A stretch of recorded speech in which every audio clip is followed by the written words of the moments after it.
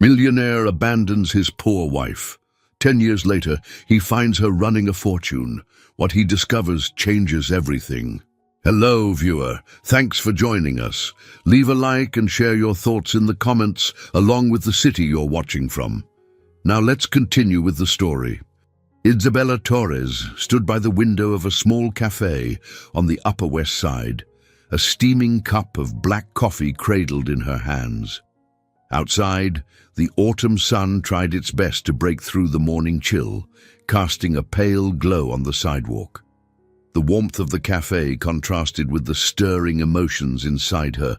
She skimmed the business article displayed on her tablet screen, breath catching when she noticed the name Marcus Reynolds written in bold letters. An old ache tugged at her heart the moment she realized the piece praised Marcus for a recent financial move. In the quiet hum of the cafe, her memories roared to life. Isabella, now 42, wore a tailored navy blue blazer over dark jeans, a subtle nod to her current status as a successful entrepreneur. Just a decade ago, she couldn't have afforded a single item in her present wardrobe. Her long, dark hair brushed her shoulders, and faint lines by her eyes suggested both wisdom and battles won. The cafe's gentle chatter melted away as she recalled her marriage to Marcus, the man who had dismissed her as too ordinary for his world of high-stakes success. At that time, she had questioned her self-worth, wondering if she truly lacked the sophistication he so prized. Suddenly, her phone vibrated against the small table. Setting her coffee down, she glanced at the notification, a text from an unknown number that read, "Congratulations on all your success. We need you at next month's industry summit. Marcus Reynolds will be there." A flurry of conflicting feelings rushed through her. She hadn't seen him in person since their divorce 10 years earlier. Throughout those years, she had built a life on her own terms, forging the success she once believed impossible. At that moment, the cafe door opened. A friend and confidant, Alicia Rosenberg, stepped inside. Alicia, a warm-hearted woman in her early 50s, found Isabella near the window and joined her. "I had a feeling you'd be here," Alicia said gently, removing her scarf. She noticed the tension in Isabella's eyes. "I take it you've seen the latest news about Marcus?" Isabella offered a faint smile and nodded. "It still gets to me, even after all these years." She paused, struggling to articulate how raw the memories still felt. "I don't know if I should attend this summit. Facing him again might open old wounds I've tried so hard to heal." Alicia laid a reassuring hand on Isabella's arm. "Listen, you have no reason to fear him anymore. You've proven your strength. Besides, you're the one everyone wants to hear from now." Isabella let out a slow breath. "That's what makes me so nervous. I've worked tirelessly to earn a place at the table. Yet every time I read about Marcus, I remember how he used to belittle me. Part of me still wonders if I truly belong among those corporate giants." Alicia shook her head. "You've built something remarkable. Torres Innovations is a force in the tech market. No one can take that away from you." They continued talking, the hum of the cafe intensifying as the morning rush set in. The conversation turned to recollections of when Isabella first discovered her aptitude for business, well after Marcus walked away. She spent countless nights balancing multiple jobs and teaching herself the ropes of entrepreneurship. While Alicia cheered her on, others doubted that Isabella could rise above her humble beginnings. Over the years, her success had surprised even those who knew her best. Before heading out, Alicia squeezed Isabella's hand. "You have a choice. You can let him keep that power over you, or you can walk into that summit and show him who you've become." Isabella nodded, her mind racing. Once Alicia left, Isabella lingered by the window, staring at the swirl of leaves on the sidewalk. She recalled how Marcus used to dismiss her concerns, telling her she didn't understand real ambition. She had grown tired of feeling inadequate and alone. It felt like a lifetime ago, yet in some ways the memory was still painfully vivid. She picked up her phone again, rereading the text. The idea of confronting Marcus made her stomach churn, but a quieter, resolute part of her insisted it was time. Once the initial anxiety subsided, Isabella realized the opportunity at hand. She had worked too hard to shy away now. With a steadying breath, she gathered her things and stepped out into the crisp autumn air. Even as old emotions threatened to surface, she reminded herself of how far she'd come. The morning sun flickered through the trees overhead, and she allowed its warmth to guide her forward, uncertain but unwilling to let the past dictate her future. Inside the sleek lobby of Torres Innovations, the air buzzed with the usual Monday activity. Assistants scurried about, each wearing professional grey or navy suits. Glass partitions revealed modern offices where employees typed furiously on laptops or spoke into headsets. At the heart of this organized bustle stood Isabella, scanning a digital display that showcased her company's latest product line. She couldn't help but feel a surge of pride each time she recognized how drastically her life had changed. Her assistant, a young man named David Brooks, approached with a cautious smile. "Ms. Torres, here are the briefs you requested. And there's something you should see."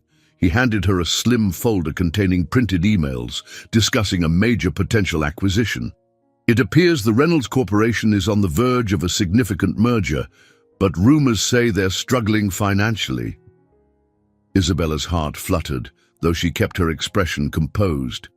She thanked David and retreated to her office, a spacious room adorned with potted plants and a cityscape view of Manhattan. Sunlight filtered through the glass walls, illuminating a shelf lined with framed photos, shots from her early days in business, awards ceremonies, and a few with Alicia, who had stood by her side from the beginning. Opening the folder, Isabella found more than she expected. Proposals, rumor-laden emails, and even an invitation to a private corporate event where industry leaders would discuss the future of tech mergers. Marcus Reynolds' name appeared repeatedly. She noted the speculation. The once mighty mogul might be nearing a precarious downfall unless he secured new partnerships. At first, a flicker of satisfaction stirred inside her. Then came the conflicted pang of conscience. She knew this world, understood its ruthlessness. If Marcus was in trouble, he might attempt to leverage any connection to her, whether personal or professional. Just as she finished reviewing the documents, Alicia stepped in. "I came as soon as I heard about the event. It's happening in 3 weeks, right?" Isabella nodded. "Yes, in Boston. They're framing it as a summit on innovation in tech. But reading between the lines, it sounds like a scramble to rescue failing conglomerates." Alicia walked around the office, stopping at a framed photograph of the two of them from years ago, smiling at a small entrepreneurial showcase. "I remember that day. You were so nervous to present your first prototype. Look at what you've built since." Isabella smiled softly, but the feeling was fleeting. "I've worked hard, Alicia. I don't know if I'm ready to see him again, especially if he's in dire straits. And I have no idea how the business community will react to the possibility of a meeting between me and Marcus. He used to brag about how he traded up after leaving me." Alicia's expression darkened. "If anything, he ought to be ashamed. The way he ended things was cruel, humiliating you in front of friends. But you have to be strategic, Bella. If you show up at this summit, you need to be prepared." Isabella took a breath, then glanced at the stack of papers again. "Even if Marcus is cornered, he's no fool. I'm certain he's working every angle to shore up his position. He might try to spin a story to make it look like I'm the one begging him for a deal." Alicia crossed her arms. "So what's your move?" Isabella stared at the city skyline. "I don't know yet. I want to protect everything I've built. But at the same time, there's a part of me that wants him to see just how far I've come, how wrong he was about me. Before Alicia could respond, David knocked lightly on the open door. Ms. Torres, there's someone here to see you. He says it's urgent. Isabella exchanged a puzzled look with Alicia. Who is it? She asked. David hesitated. He wouldn't give his name, but he mentioned something about your past with Marcus Reynolds. Isabella felt her pulse quicken. Send him in. Alicia stepped aside as a tall, silver-haired man in a tailored suit entered. He introduced himself as James Holloway, a financial analyst who claimed to have worked briefly with Reynolds Corporation. I know we've never met, he began, but I've seen firsthand some documents that may affect your next steps. You should be aware of what Marcus has up his sleeve. Alicia and Isabella shared a wary glance, uncertain what to believe, as the man began to recount his observations, describing potential irregularities in Marcus's accounts. Isabella felt a sinking sensation in her stomach. Everything she had feared about crossing paths with Marcus now loomed larger. She realized this summit wouldn't be just another corporate event. It might be the defining battleground of her professional life. Isabella paced around her living room that evening, eyes repeatedly drifting to the neatly stacked documents on the coffee table. The quiet of her upscale Manhattan apartment felt unsettling, and even the soft classical music playing in the background did little to soothe her nerves. Every time she glanced at Marcus's name in the headlines or on her phone, her memories took her back to a time when she felt she had no voice. As she picked up a folder detailing James Holloway's claims, she couldn't help thinking about how her former husband once dismissed her ideas outright. Years ago, she had been shy, unsure of herself, and deeply influenced by Marcus's condescending remarks. Now, with every step she took across her polished hardwood floor, she reminded herself that she wasn't that timid person anymore. Yet, a small voice inside her continued to question whether her success was just a stroke of luck. When the door buzzer sounded, she welcomed the interruption. It was Alicia, balancing a box of takeout on one arm. I figured you might not have eaten. Mind if I come in? Isabella nodded appreciatively, and they headed to the kitchen island. Alicia arranged containers of Thai food and handed her a pair of chopsticks. What's on your mind? She asked. Isabella sighed. Marcus. This whole summit. And now this mysterious evidence suggesting financial misconduct on his part.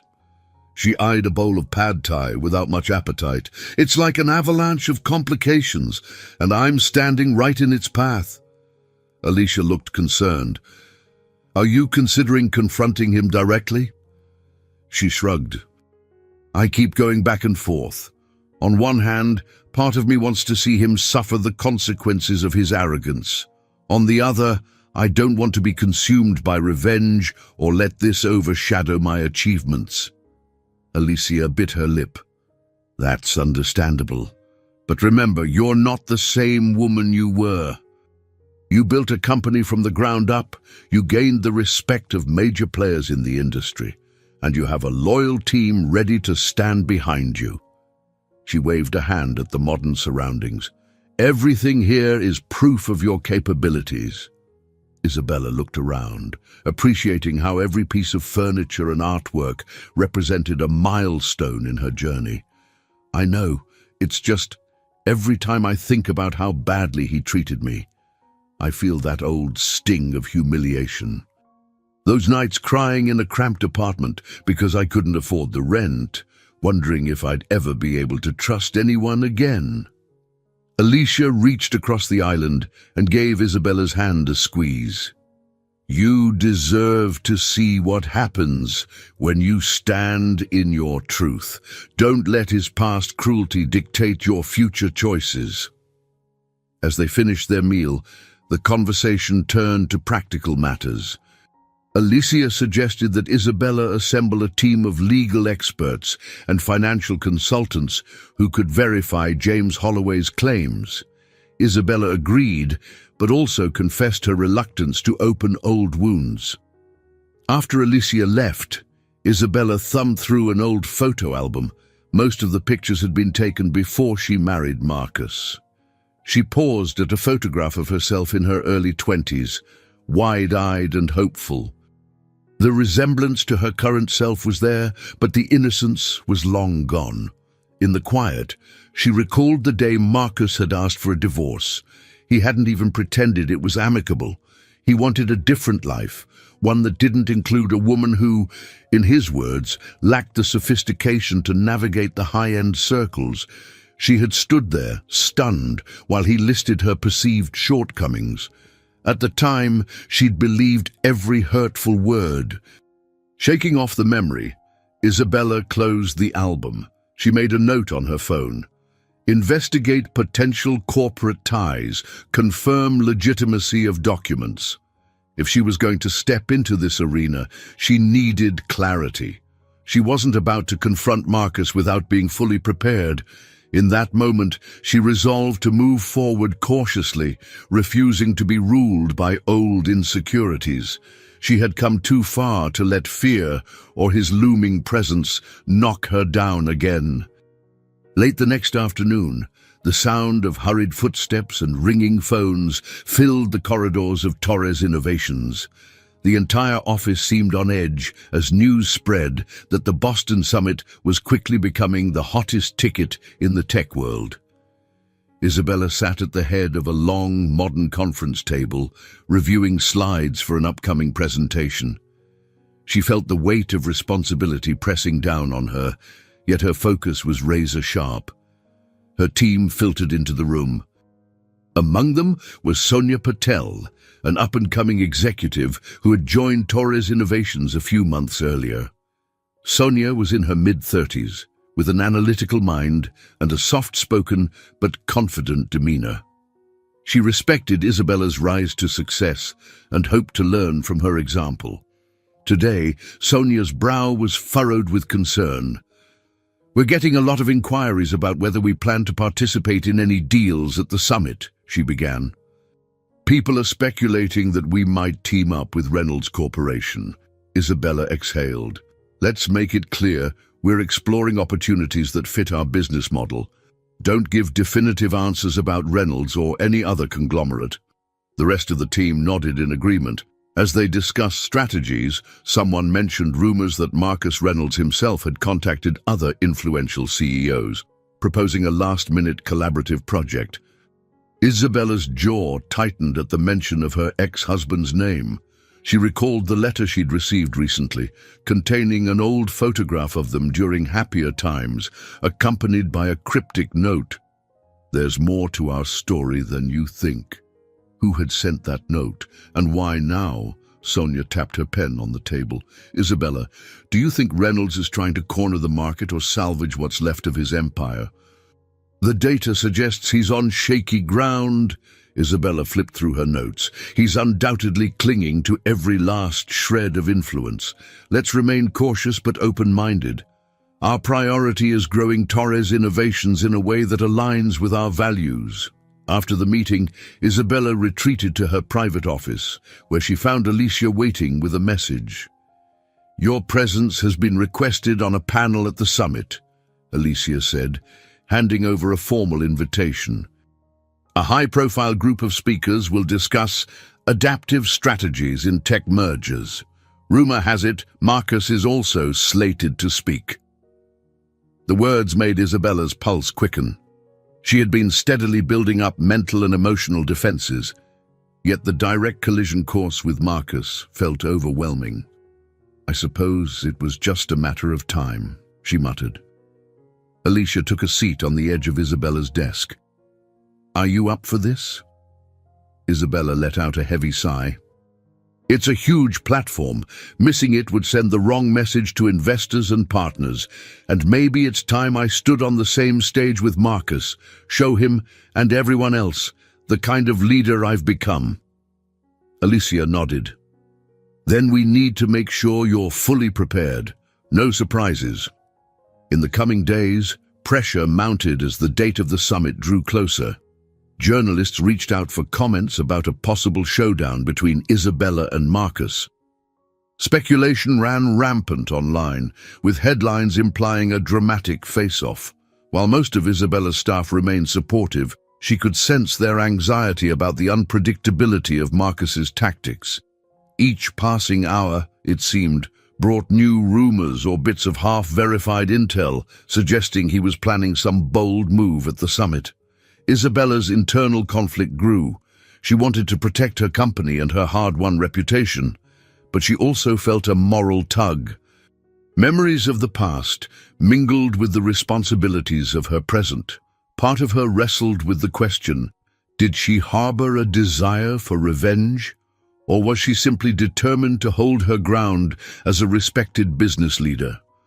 She knew one wrong move, one emotional decision, could undermine years of dedication. Late into the evening, she remained in her office, reviewing potential scenarios with Sonia, who highlighted different strategies. Sonia looked up from her laptop, concern evident in her eyes.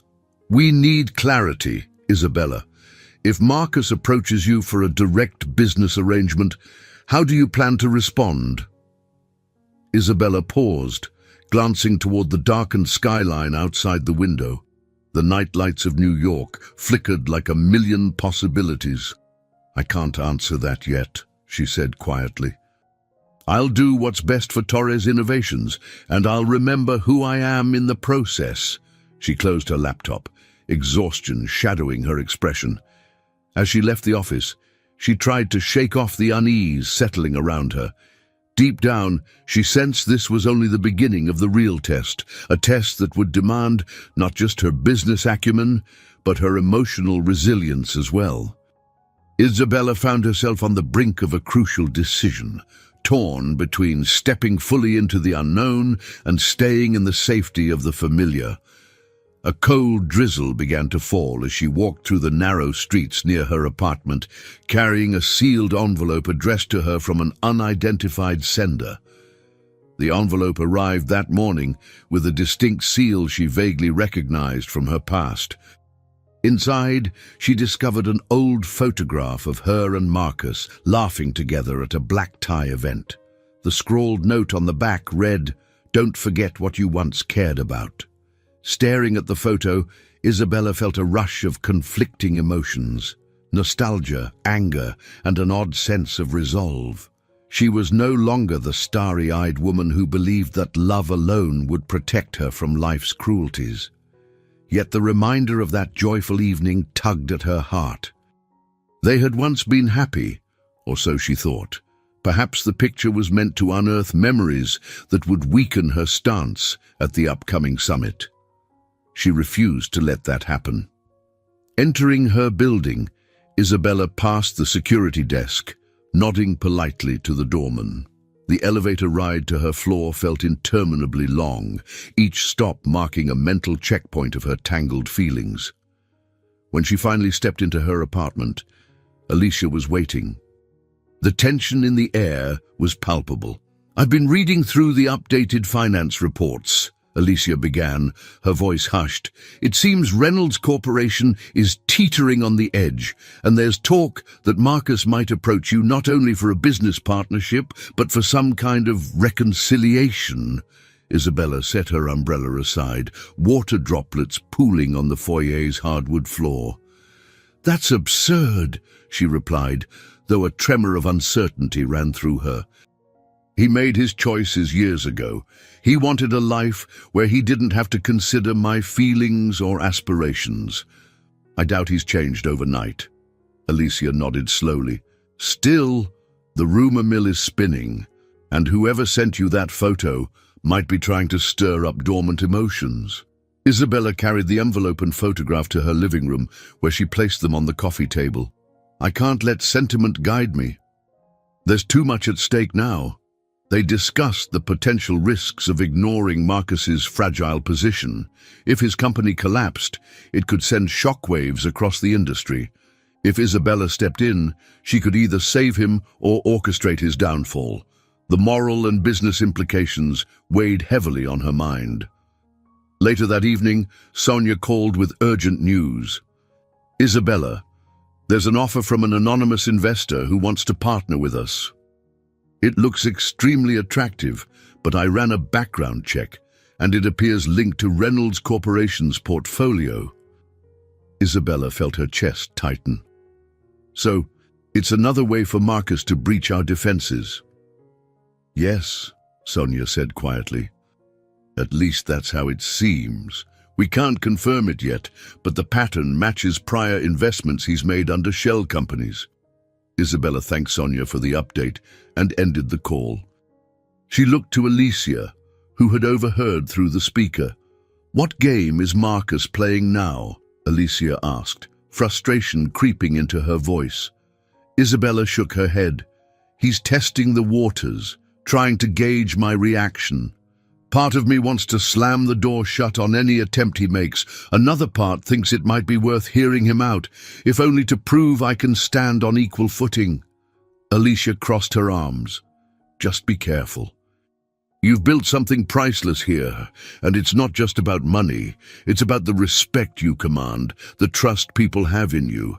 Marcus can't buy or take that away unless you let him."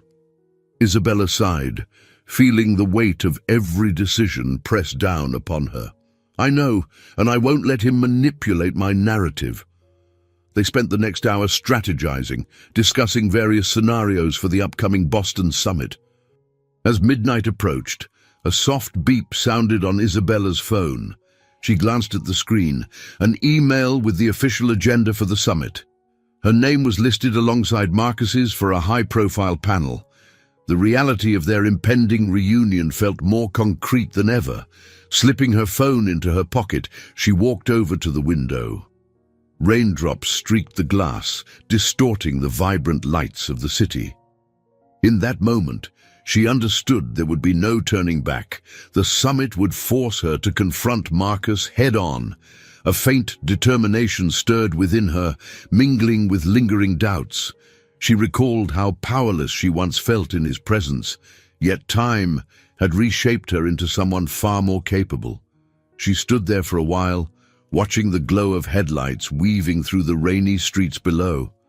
The city seemed restless, pulsing with life even at this late hour. She couldn't escape the sense that her own life was on the brink of a significant change, one that would challenge her convictions, test her resolve, and possibly redefine her future.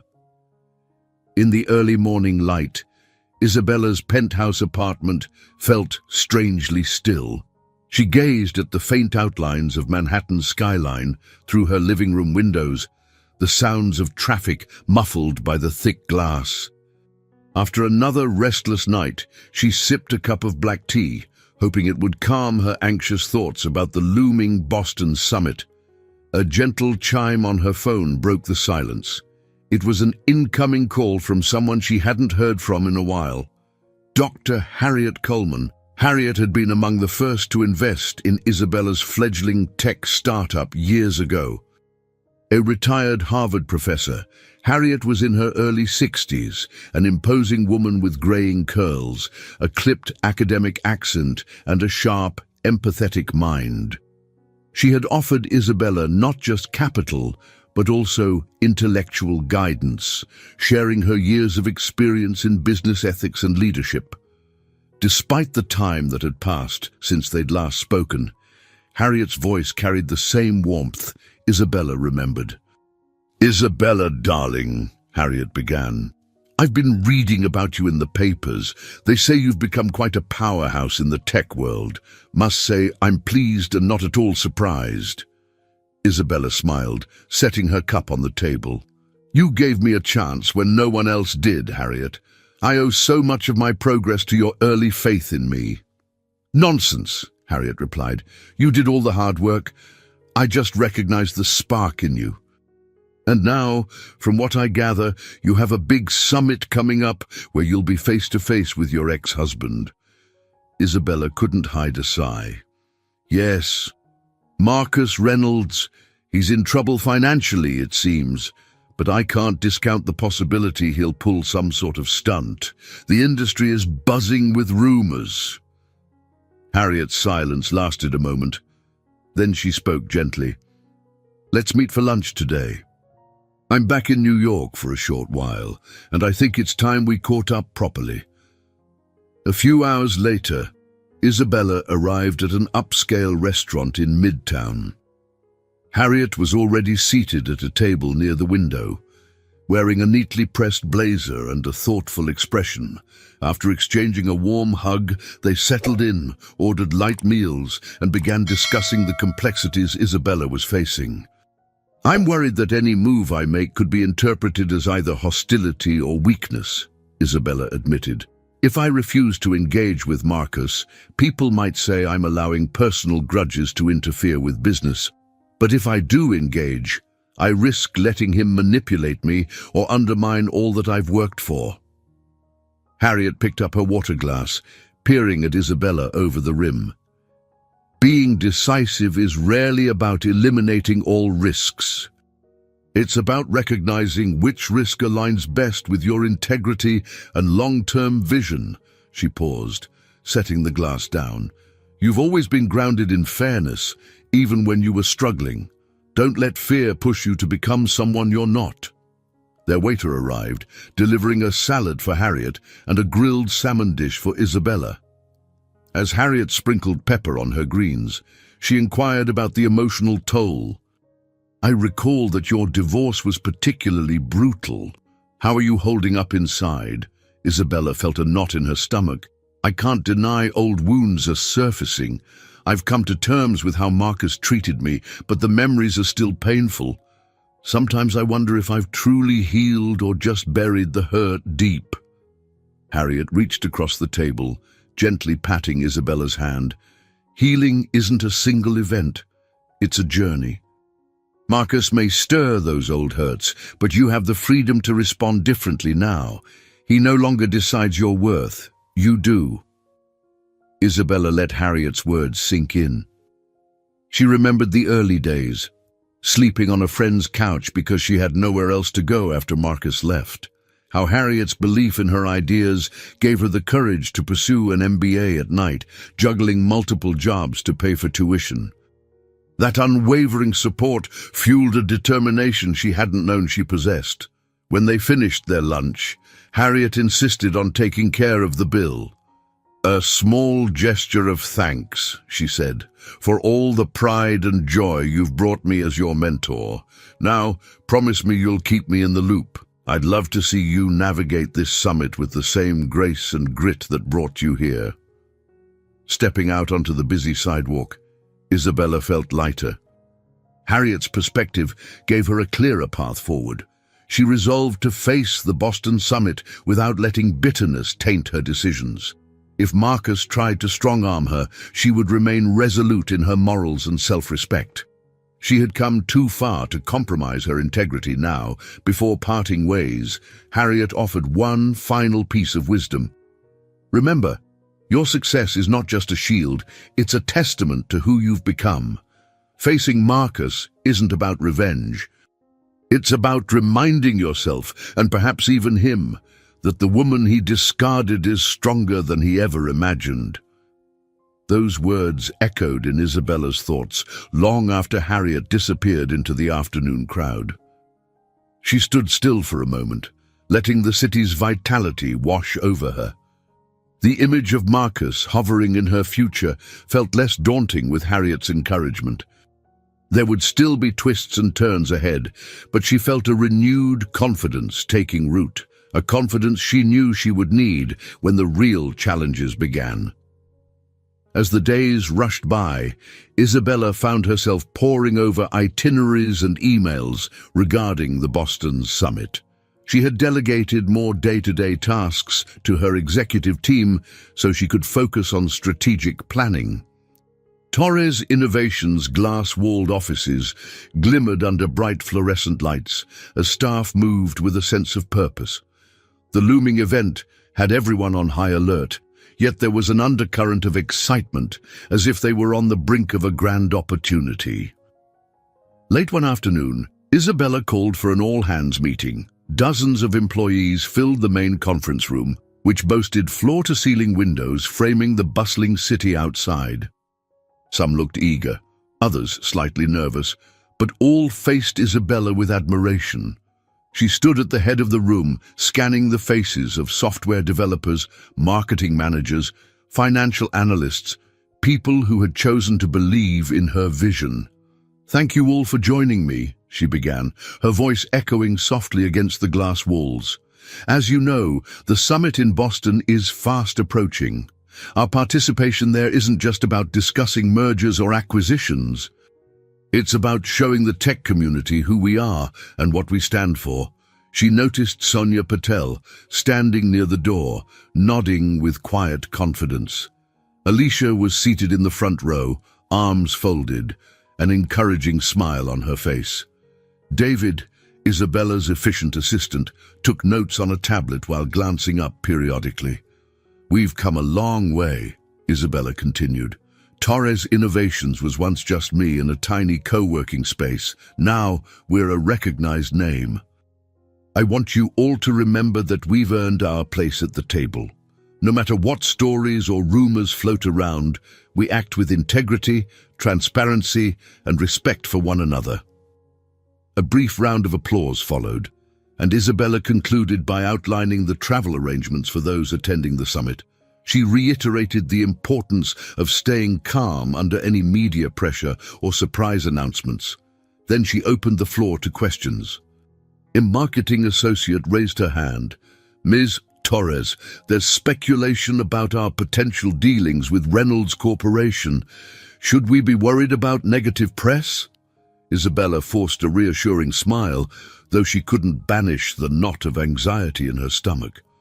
"I won't deny that the rumor mill is working overtime, but we won't confirm or deny anything until we have real facts. Our mission remains the same: build meaningful, ethical innovations. Keep that in mind if reporters approach you. Emphasize our values and our progress." After the meeting ended, Isabella retreated to her office. Alicia and Sonia followed, closing the door behind them.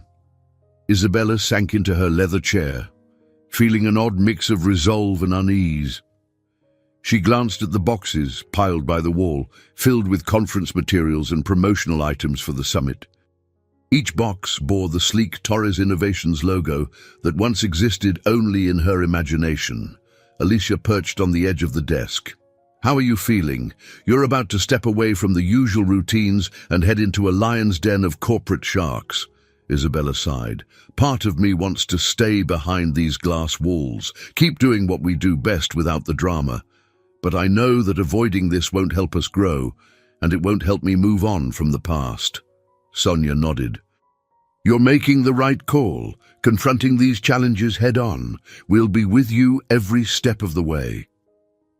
They spent the next hour reviewing the summit's schedule, discussing possible scenarios if Marcus tried to corner Isabella or if the media pushed too hard for a story.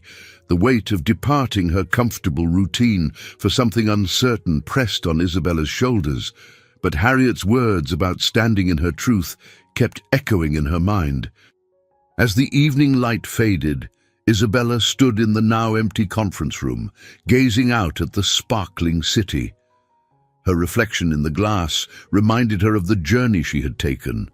From a timid, uncertain wife to a decisive leader commanding respect in a competitive field. She thought about how, in just a few days, she'd be in Boston, surrounded by rivals, potential allies, and one man in particular who had once shattered her belief in herself. David peeked into the room. "Ms. Torres, everything's set for your departure tomorrow. Is there anything else you need?" She turned, offering a grateful nod. "No, thank you, David. Just make sure the final itinerary is emailed to me, and get some rest. I know you've been working late." As David left, Isabella took one last look at the Manhattan skyline. Her old routine, Late nights, comfortable work rhythms, the relative stability of leading her team from home base was about to be left behind for a much more unpredictable environment. She needed to trust that the confidence she'd gained over the years would guide her through whatever confrontations lay ahead. The grand lobby of the Boston Convention Center bustled with hundreds of professionals from around the globe. Tall glass walls revealed a backdrop of the city's historic seaport, and the hum of voices mingled with the clicking of heels on polished floors. Isabella stepped inside with her team, feeling a surge of adrenaline. She wore a tailored charcoal grey suit that balanced formality and understated elegance, reflecting the gravitas of the summit. Sonia walked beside her, scanning the crowd. "They've upgraded us to a prime booth location," she said, pointing to a map on her tablet. "We'll have more foot traffic than expected." Isabella nodded. "That's good. Let's make sure we're ready to showcase everything Torres Innovations is working on." Alicia followed a step behind, tugging her rolling suitcase over the marble floor. Her usually calm demeanor was tinged with excitement. "Look at the scale of this event. Every major player in tech is here." She paused, lowering her voice. "And so is Reynolds Corporation. I saw some of their staff near the registration desk." Isabella felt her stomach tense. She brushed off the sensation and guided her team toward the check-in area. Crowds parted as they walked, some people recognizing Isabella and greeting her with polite smiles or curious glances. She was no longer the timid figure once overshadowed by her ex-husband. Yet the magnitude of the occasion and the possibility of a public confrontation with Marcus brought a familiar strain. Once her team finished registration, they moved to their designated booth in the main exhibition hall. Rows of sleek displays lined the space, each booth featuring cutting-edge technology solutions. Torres' innovation section was bright and inviting, showcasing interactive demos of their newest platform. As technicians arranged hardware and polished screens, Isabella looked around, absorbing the energy. Several heads turned in her direction, possibly linking her face with the stories swirling in the media about her potential face-off with Marcus. A soft voice startled her. "Isabella Torres, right?" A woman in a pinstripe suit extended her hand, introducing herself as Elaine Parker, a journalist covering the summit for a major financial outlet. "I'm hoping to get your perspective on the current merger buzz. How do you foresee the market shifting, especially for companies like Reynolds Corporation?" Isabella inhaled slowly, choosing her words. "The tech landscape is evolving faster than ever. I can't speak for Reynolds Corporation, but I believe companies that prioritize agility and ethical innovation will come out on top." Elaine's eyes glinted with interest. "Any chance you'll partner with Reynolds or consider a joint venture?" Trying not to appear flustered, Isabella offered a measured smile. "We're open to mutually beneficial partnerships, but it's premature to discuss specifics." Before Elaine could press further, Sonia intervened with a polite reminder that Isabella had a packed schedule. The journalist gave a gracious nod, promising to connect again soon. Once she left, Alicia breathed a sigh of relief. "The media is circling like hawks. We need to stay on our toes." By late afternoon, the main floor had filled with representatives from well-known tech giants and smaller startups alike. Isabella recognized faces from previous conferences, some supportive, some competitive. They exchanged polite greetings, each conversation tinged with underlying curiosity about her potential moves regarding Marcus. She gracefully dodged prying questions, focusing on promoting Torres Innovations. In a brief lull between demos, Sonia's phone buzzed with an incoming text. She checked it, eyes widening. "It's from James Holloway, the former financial analyst who first alerted you to Marcus's situation. He says he's here and he has critical information to share immediately." Isabella tensed. "Can he meet us at the cafe area in the next wing?" "It's quieter there."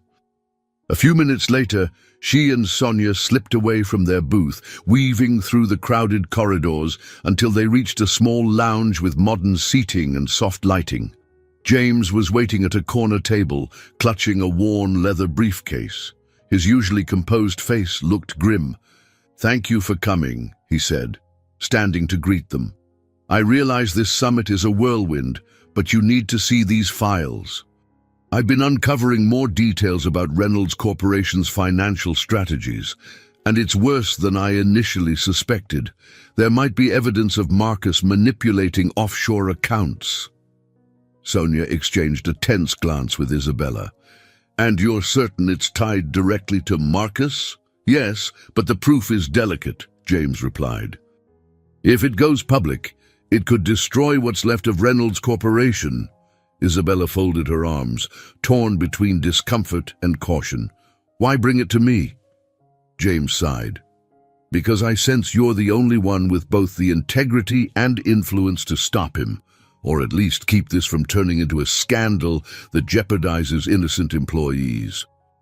I also know you have a personal stake in how this unfolds." His words hung in the air, forcing Isabella to confront the reality of what might be at stake. The swirl of activity around them seemed to heighten the tension. She felt a mixture of moral responsibility and a lingering urge to see justice served. Yet she also recognized the danger in relying solely on data from a single source. As she listened to James outline the details, she couldn't shake the realization that she was no longer merely reacting to Marcus's moves. She had information that could shape the future of their mutual industries and possibly destroy the man who once tried to destroy her. After parting ways with James Holloway, Isabella and Sonia navigated the corridors leading back to the bustling exhibition hall. The magnitude of the situation weighed on them. Isabella felt her heart hammering, uncertain whether she should confront Marcus directly about the new allegations or keep the intel to herself until she found more substantial proof. They arrived at their booth to see Alicia finalizing a product demo for a group of intrigued visitors. Catching sight of Isabella and Sonia's return, Alicia politely excused herself and walked over. "Everything okay? You both look like you've seen a ghost." Sonia recounted James's claims, and Alicia's eyes widened with concern. "That's serious. We need to be extremely careful how we handle this." Isabella nodded, scanning the crowd as if expecting Marcus to appear at any moment. Instead, a friendly face emerged, a woman around Sonia's age, with short, stylish hair and keen eyes. She approached the booth, wearing a conference badge that read, "Samantha Brooks, CEO, Brooks Solutions." Isabella recognized the name from a recent press release. Brooks Solutions was renowned for its user-focused software that complemented much of what Torres Innovations did. "Ms. Torres, I'm Samantha. We haven't met formally, but I've followed your work for years," Samantha said, extending her hand. "Your approach to bridging technology and real human needs is inspiring." Isabella smiled, taking the offered hand. "I appreciate that. I've heard great things about Brooks Solutions. I especially admire your commitment to accessible design." Samantha nodded, glancing over at the Torres Innovations displays. "Your user-centered tech philosophy aligns with ours. I've been hoping to chat with you about a potential collaboration." Intrigued, Isabella gestured for Alicia and Sonia to join them, and the group stepped a few feet away from the crowds for a more private conversation. Samantha explained how her company was developing a new platform that would dovetail perfectly with Torres Innovations' current offerings. "We're a smaller firm," she admitted, "but we're nimble. We could join forces on certain projects, maybe share resources." It was the kind of discussion that stirred excitement in Isabella. Collaboration based on shared values felt far more rewarding than forced mergers. She exchanged glances with Alicia and Sonia, both of whom gave her encouraging nods. "I'd love to explore this further," Isabella said. Maybe after the official summit sessions end today. We could find a quiet spot to talk, Samantha agreed, and they exchanged contact information. As she walked away, Alicia couldn't hide her enthusiasm. This could be the kind of partnership that strengthens our portfolio without compromising our ethics. Sonia's voice was more subdued, still preoccupied with the bombshell James Holloway had dropped. Yes, it sounds promising. But we also need to figure out what to do about Marcus. Hoping to gather her thoughts, Isabella decided a short break was in order. She asked Alicia to keep an eye on the booth, then slipped outside through a side exit leading to a small terrace overlooking the harbour. The cool breeze off the water and the distant sound of boats offered a brief escape from the convention frenzy. She leaned against a railing, letting the wind soothe her nerves. A soft voice broke her solitude. "Mind if I join you?" It was Samantha, appearing with a cup of coffee in hand. I needed some fresh air myself. Isabella welcomed her presence, finding Samantha's calm demeanor reassuring. They chatted lightly about the summit, about how overwhelming it could be to stand among corporate giants. Samantha mentioned her own experiences feeling overshadowed by big-name CEOs who lacked the personal touch she considered vital. Isabella nodded, empathizing with the notion of fighting to be heard in such a competitive arena. Eventually, Samantha asked more about Torres Innovations' origins. Isabella recounted, in guarded detail, how she had been belittled and brushed aside in her past. Though she didn't name Marcus outright, the pain in her voice made it clear that this experience was foundational to her drive and vision. Samantha listened intently, leaning on the railing, her expression reflecting genuine empathy. "You've come a long way," Samantha said softly. "I can tell you're not just in this for profit." "Profit is good," Isabella replied with a tight smile. "But it's never been my main goal. I want to build something lasting, something that helps people. Which is why your idea of a collaboration intrigues me." They chatted a bit longer, exchanging thoughts on the tech industry's shift toward more people-centric solutions. Isabella found the conversation surprisingly comforting, as if she'd stumbled onto an ally who understood the pressures and moral dilemmas of her world. It was a welcome relief after days of worrying about Marcus. Just for a moment, she allowed herself to imagine a future where her company aligned with firms like Brooks Solutions, championing responsible innovation without the fear of sabotage or betrayal. A sudden gust of wind reminded them of the time, and they decided to return to the main hall. Before they parted ways, Samantha offered a small smile. "If things get complicated, or if you need someone to talk to about any of this, don't hesitate to call me. The tech world is big, but we don't have to be alone in it." Isabella thanked her, genuinely moved by the offer. In a sea of corporate rivalries, discovering potential allies felt like finding a safe harbor. She just hoped this glimmer of positivity wouldn't be overshadowed by the storm she sensed brewing around Marcus's next move. Late in the evening, the main exhibition hall emptied out, replaced by a quieter hum as maintenance crews tidied up. Most attendees had scattered to after-parties or industry dinners around Boston's upscale venues.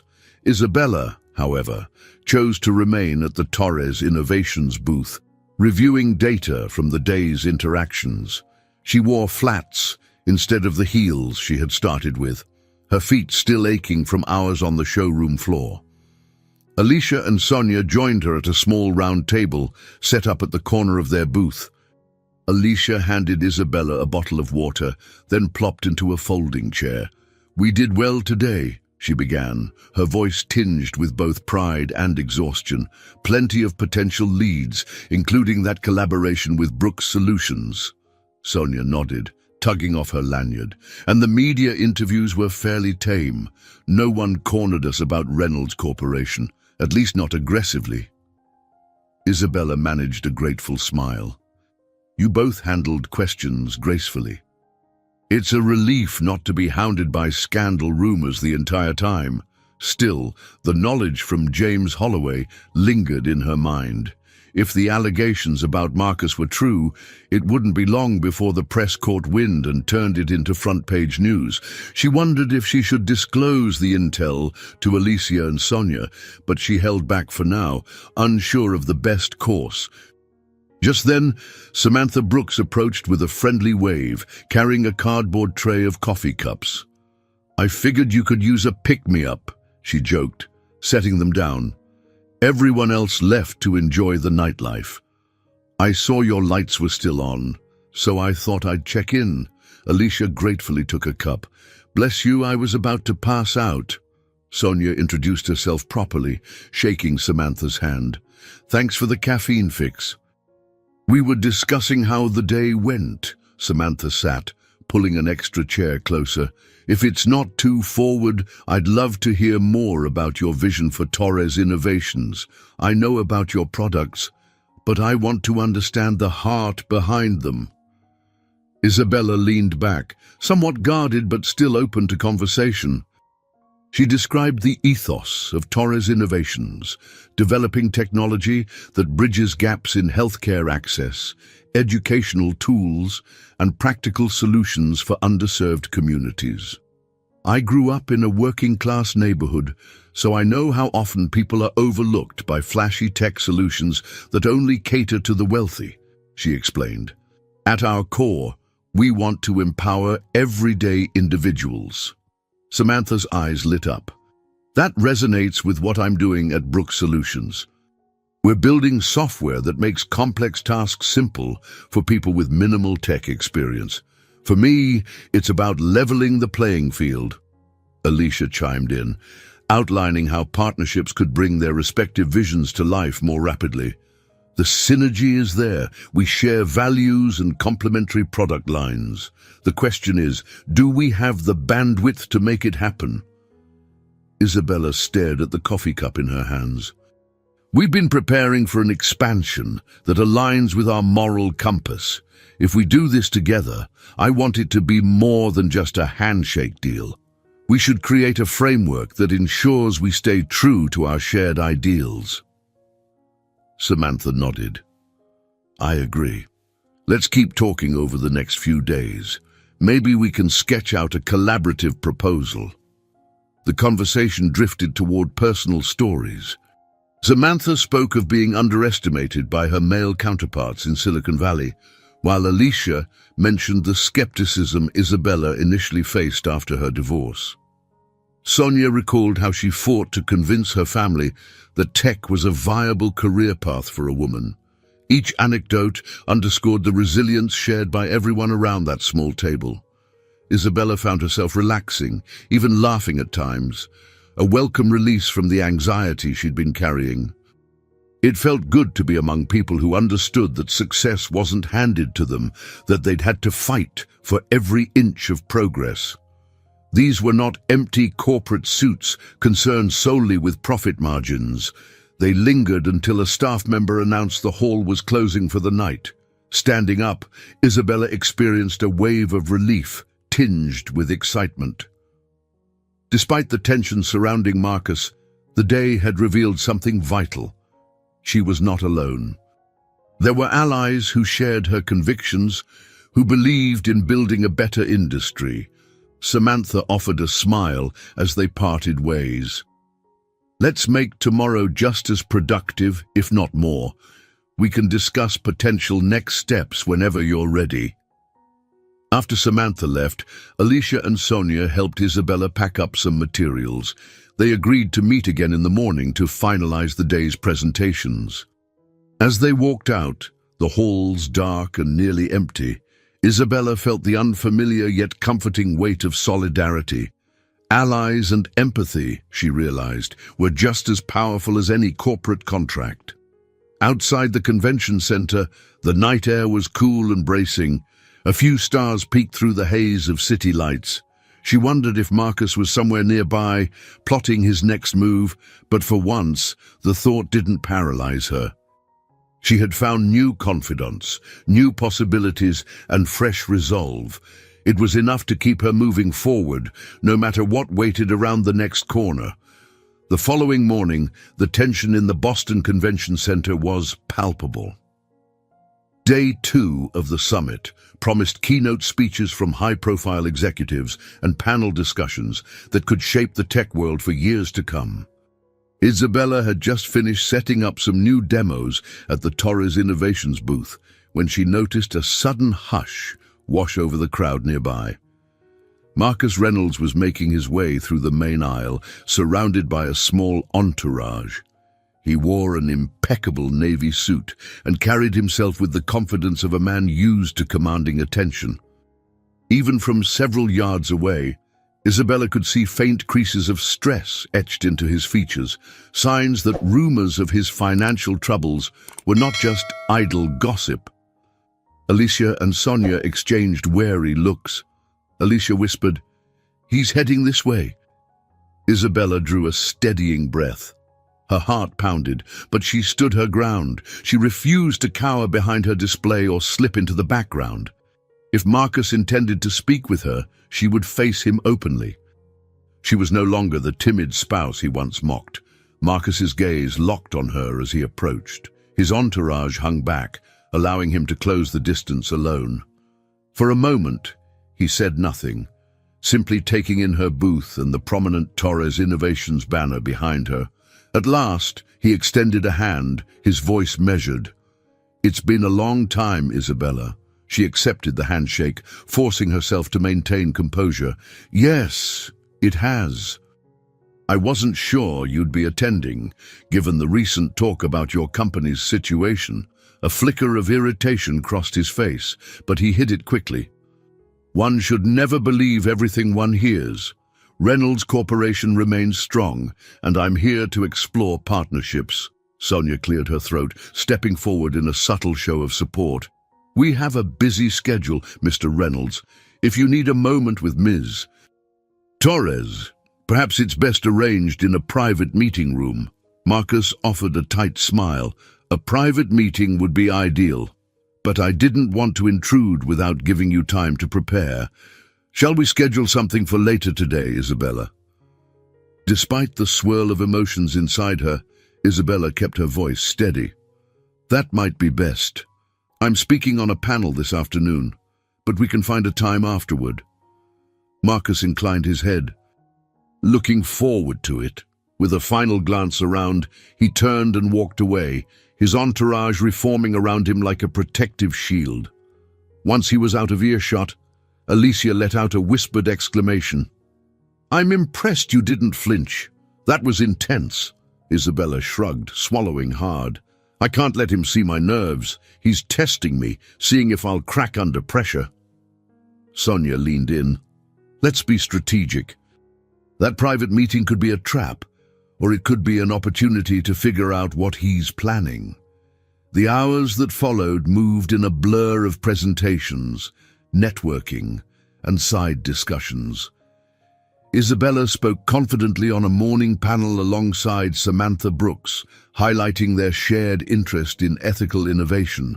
The audience responded positively, and even a few journalists approached afterwards to praise the forward-thinking angle they took. Yet no matter how well the day progressed, Isabella's thoughts kept returning to the impending conversation with Marcus. Finally, late in the afternoon, she received a text from Marcus's assistant confirming a meeting in a small conference room at the far end of the building. Isabella informed Alicia and Sonia, insisting they remain on standby in case things took an unexpected turn. Alicia offered to accompany her, but Isabella gently refused, wanting to show Marcus she wasn't intimidated. When Isabella arrived at the designated room, Marcus was already inside, standing by a window that overlooked the busy street below. The hush of the closed door made the spacious room feel oddly claustrophobic. Marcus turned, greeting her with a guarded nod. "Thank you for agreeing to meet," he said, his tone crisp. "I'll be brief. You've probably heard rumors that Reynolds Corporation is struggling, and I won't deny it's been a challenging quarter, but I have a proposal that might benefit us both." Isabella crossed her arms. Let's hear it. Marcus began outlining an elaborate plan to merge a portion of his operations with Torres Innovations in exchange for an injection of capital and access to Isabella's advanced tech solutions. He spoke as though they were long-time partners rather than ex-spouses with a painful history. Isabella listened intently, mentally noting where the plan seemed more like a desperate move than a well-thought-out business strategy. "I can offer you significant equity," Marcus said, trying to sound confident. "This wouldn't just help me, it would expand your market share exponentially." Isabella's gaze narrowed. "And what about the rumors of offshore accounts and questionable financial dealings?" She watched carefully, noting the flicker of alarm in his eyes. Marcus let out a short laugh that didn't quite reach his lips. "Stories like that crop up whenever someone is on the verge of a major deal. It's nonsense spread by competitors looking to weaken my position." She wasn't convinced. The memory of James Holloway's files weighed heavily on her mind. But she decided not to reveal what she knew just yet. Instead, she asked, "Why should I trust you?" He hesitated, a hint of raw honesty slipping through his polished exterior. "Because you know me, Isabella, better than anyone else here. And deep down, you must realize we can accomplish more together than apart. You've risen high on your own merits. Imagine what we could do if we combined forces." She thought back to their marriage, how he'd once made her feel small and incapable of real success. Now he stood here, almost pleading for her help. She couldn't deny the twisted sense of triumph coursing through her veins. Still, she refused to let old emotions cloud her judgment. Marcus watched her closely. "Take some time. Think it over. If you have questions, I'll be available." Isabella forced a polite nod, though her insides churned with questions. She exited the room, her heart pounding. The first confrontation with Marcus had been surprisingly civil, yet the undercurrents of tension were unmistakable. She couldn't tell if he was being sincere or simply cornered and desperate. As she made her way back toward the main floor, she realized the stakes had escalated. What she chose to do next could shape not only her own destiny, but the fate of countless people tied to both companies. Isabella barely slept after her meeting with Marcus. The possibility of a formal partnership with the man who once underestimated her hung heavy in her thoughts. She rose early the next morning, slipping into a tailored blazer before heading downstairs to the conference center lobby. Overhead, the lights cast a muted glow on polished floors. Attendees crisscrossed in a river of business suits, murmuring about the day's sessions. She found Alicia and Sonia huddled near a coffee kiosk, scanning the event schedule on a tablet. Alicia lifted her gaze the moment she saw Isabella. "You look like you barely closed your eyes." Isabella accepted the latte Sonia offered. "I didn't," she admitted. "Marcus wants a major deal, but I can't shake the feeling he's desperate and hiding something more than just shaky finances." Sonia tucked a strand of dark hair behind her ear. "We still have those documents from James Holloway. If even half of that information is accurate, Marcus might be sitting on a house of cards." "Exactly," Isabella replied. She sipped her coffee, the warmth a fleeting comfort. "There's too much at stake for us to rush into anything. But ignoring him completely could push him to do something reckless." Alicia tapped the screen on the tablet, pulling up the day's panel listings. "We have back-to-back sessions, but Harriet Coleman texted, asking if you have time for lunch. Maybe you could get her advice on how to handle Marcus's proposal." Isabella felt a wave of relief at Harriet's name. "She always seems to show up when I'm at a crossroads. Let's see if we can slip away from the summit for an hour." The first few sessions of the day tested Isabella's composure. She delivered a talk on tech innovation for underserved communities, highlighting Torres Innovations' latest software developments. The audience responded with rapt attention, and she fielded questions about practical applications for seniors, low-income families, and rural areas lacking reliable internet. Even as applause followed, her mind danced around Marcus's proposition. Later, as she left the stage, a small group of reporters cornered her with questions. "Mrs. Torres, have you seen the rumors on financial blogs stating you might buy a portion of Reynolds Corporation?" asked a young journalist holding a recorder. Isabella steadied her voice. "I've seen the speculation.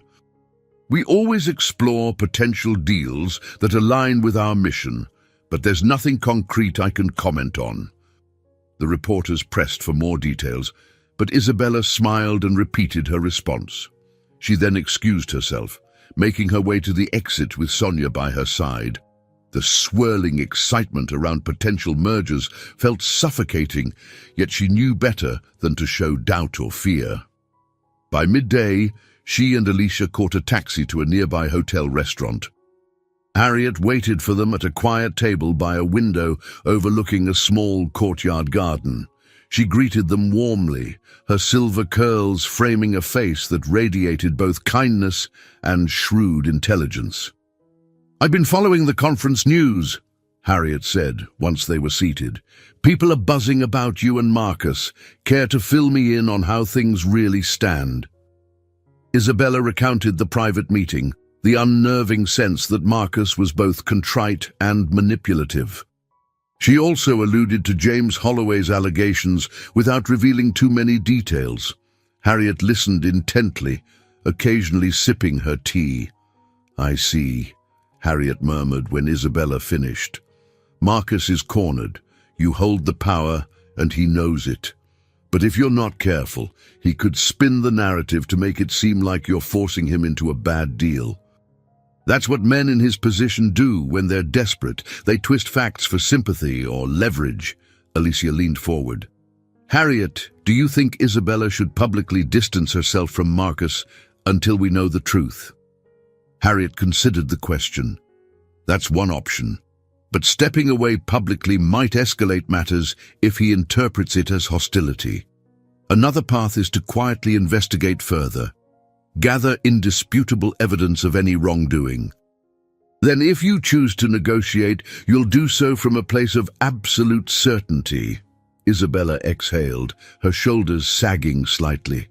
"I want to do what's right, not just what's profitable. This is bigger than a typical business deal. It's personal, and it could affect hundreds, maybe thousands of employees." Harriet nodded. "Remember, you can maintain empathy without sacrificing your principles. The series of trials you're facing aren't just about the corporate world. They're testing your moral compass." As the waiter cleared their plates, Harriet left them with a final piece of advice. Find your center of gravity. That unshakable part of yourself that no betrayal or crisis can uproot. Negotiate from there. Returning to the convention center, Isabella felt both bolstered and burdened. Harriet's wisdom validated her doubts about Marcus, yet she knew that each passing hour brought more scrutiny. She would have to face more questions, more demands, and more swirling rumors. She found herself caught between the loyalty she felt toward her employees and the lingering, complicated emotions she still had for the man she once loved. But if this summit had taught her anything, it was that she wasn't alone in the fight. She had allies, Alicia, Sonia, Harriet, and even Samantha Brooks, who seemed genuinely eager to collaborate. Each challenge felt like another rung on a ladder she had to climb. And though the distance to the top seemed daunting, she realized she was far from the woman who once felt powerless in Marcus's shadow. She was ready, even if she had to face more trials before finding the path that best served her conscience and her company's future. Late that afternoon, Isabella slipped into a small lounge area tucked away from the bustling corridors of the conference. The hush in the space was a welcome contrast to the noisy main hall. Tired from back-to-back presentations and networking sessions, she sank into a plush armchair. A single lamp provided a soft glow against the dark wood paneling, and the subdued lighting gave her the illusion of temporary solitude. Alicia joined her, quietly handing over a bottle of water. "You've been going non-stop. The entire convention seems to want your attention."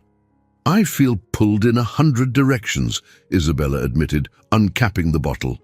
She took a long drink and ran her free hand over her forehead. "Between the interviews, the booth demos, Harriet's advice, and Marcus's proposition, I'm struggling to keep my emotions in check." Alicia frowned. "Marcus is the real stressor, isn't he?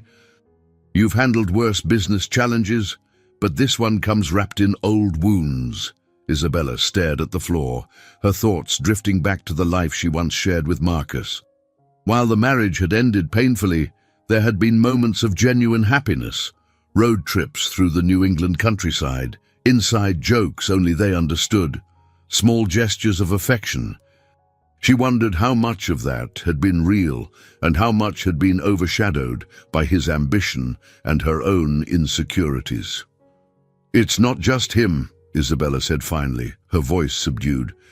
"It's the moral question of whether I should help bail out someone who abandoned me when I needed support the most, or if I should walk away and let him face the consequences of his choices." Alicia listened carefully. "What does your heart say?" A bitter laugh escaped Isabella's lips. "My heart is conflicted. Part of me thinks letting him fail might serve as poetic justice. But then I remember the good employees at Reynolds Corporation, people who had nothing to do with his decisions. They could lose their jobs if the company collapses." Footsteps echoed in the hallway, and Sonia appeared in the entrance, tablet in hand. She paused, sensing the gravity in the room. "Sorry to interrupt," she said softly, "but the panel you're speaking on is about to start. The session is called Sustainable Mergers in a Turbulent Economy. Marcus is also listed as a panelist. I thought you'd want to know." Isabella sighed, hoisting herself from the chair. Alicia and Sonia flanked her like supportive pillars as they made their way to the conference room hosting the panel. The stage was set with a row of chairs and microphones beneath bright lights. A moderate crowd, including several journalists, filled the seats. When she stepped up onto the stage, Isabella noticed Marcus sitting at the far end, engaged in small talk with another speaker. Their eyes met briefly, and though he wore a polished mask of confidence, she caught a hint of unease. The moderator, a seasoned economist, greeted everyone and kicked off the discussion with a series of questions about how companies can navigate economic downturns without compromising their principles. Isabella spoke thoughtfully about corporate responsibility, emphasizing that companies must consider the well-being of their workforce and the communities they serve. Samantha Brooks, seated next to Isabella, chimed in with examples of small firms that had defied market pressures through ethical business models. The mood was hopeful, even inspiring, until the moderator abruptly turned to Marcus. "Mr. Reynolds," the moderator began, "it's been reported that Reynolds Corporation is seeking a strategic partner due to financial setbacks. How do you reconcile that with your vision of sustainable growth?" Marcus cleared his throat. "Every business faces challenges. Ours is no different. I believe that with the right collaboration, we can not only recover but flourish. In truth, I've been in talks with several potential allies." A ripple of curiosity ran through the audience. The moderator glanced at Isabella. "Mr. Torres, might that include Torres Innovations?" A hot flush crept up Isabella's neck. She forced a cool tone. "We evaluate many proposals. If we find a partnership that aligns with our mission and ethical framework, we'll consider it." Marcus gave a faint smile. "And that's precisely what Reynolds Corporation aims for, a partnership founded on mutual respect." The tension was palpable. Samantha quickly pivoted the conversation to broader trends, but the air in the room felt charged. As the panel concluded, journalists swarmed the stage, firing off questions about a possible Torres-Reynolds deal. Isabella deflected politely, while Marcus offered slippery, non-committal answers that hinted at ongoing negotiations without confirming anything solid. Afterwards, Isabella slipped out a side door, her heartbeat racing. Alicia and Sonia hurried to catch up, but she waved them off, needing a moment alone. She made her way down a quiet hallway and found a seat on a bench near a display of historical photographs depicting Boston's harbor in the 19th century. The black and white images of old ships and wharves felt worlds away from the modern storm swirling around her. Her thoughts churned with self-doubt. Had she come across as weak or uncertain on stage? Did the audience sense the personal history complicating her judgment? In the echoing silence of that corridor, she realized her deepest conflict wasn't about business at all. It was about who she wanted to be in the face of someone who once shattered her sense of worth. And now, the entire industry seemed to be watching, waiting for her next move. Early the next morning, Isabella found a text message on her phone that made her blood run cold. "I have the proof you need. Meet me by the service exit at 7 a.m. It was from James Holloway, his tone urgent.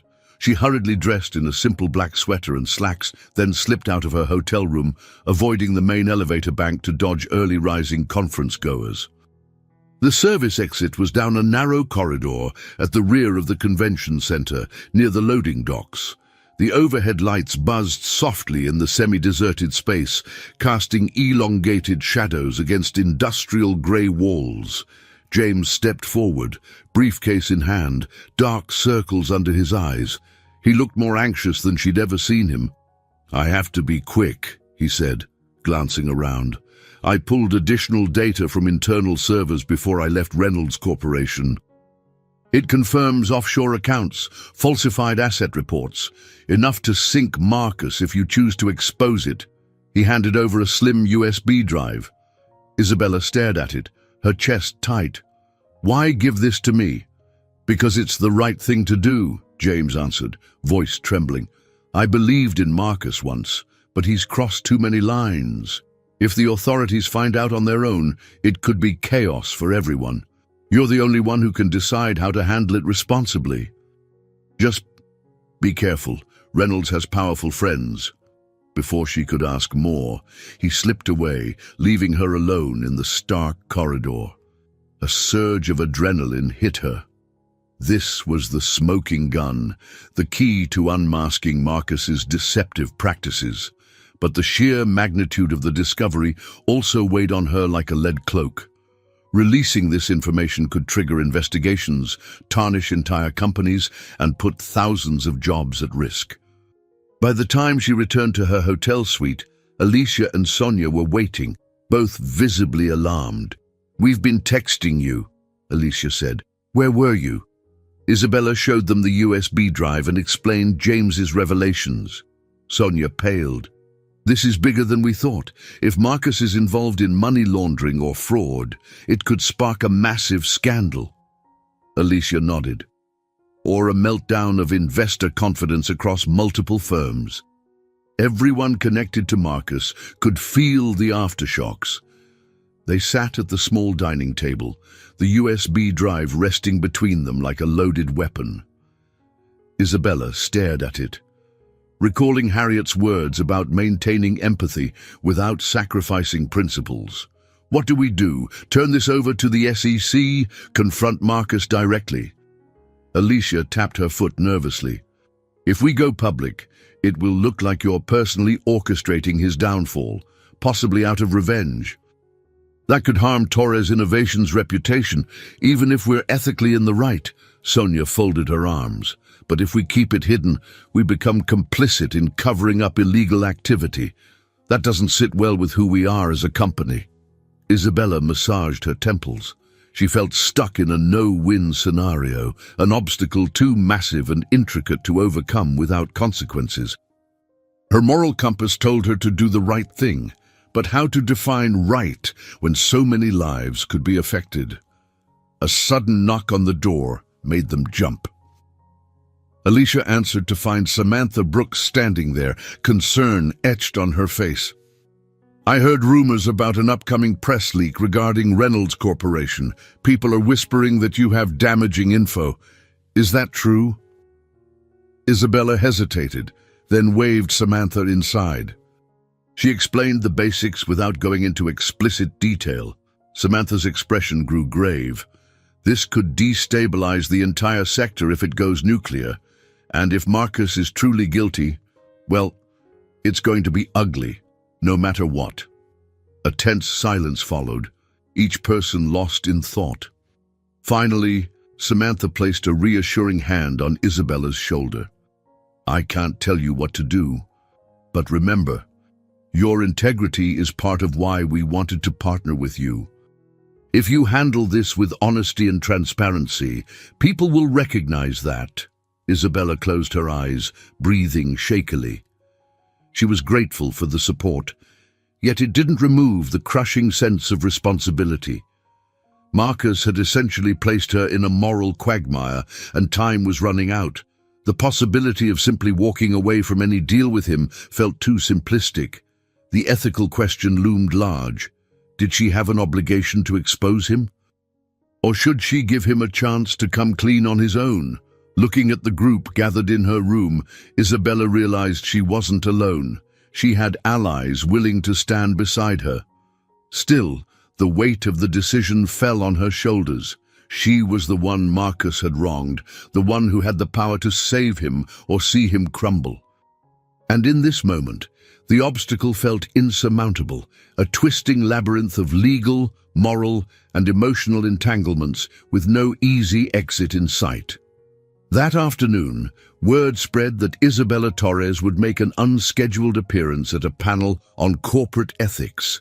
Rumors circulated that she possessed critical information regarding market integrity. Speculation ran rampant across social media and inside the conference halls. Attendees buzzed with excitement and nerves, packing the small auditorium where the panel was hastily convened. Standing backstage, Isabella clutched the USB drive in her hand. Alicia leaned in, whispering, "You sure about this? Whatever you say on that stage will set off a chain reaction." "I have to do something," Isabella replied, "but I won't reveal the specific evidence unless I absolutely must. I want to give Marcus a chance, however slim, to face the truth himself."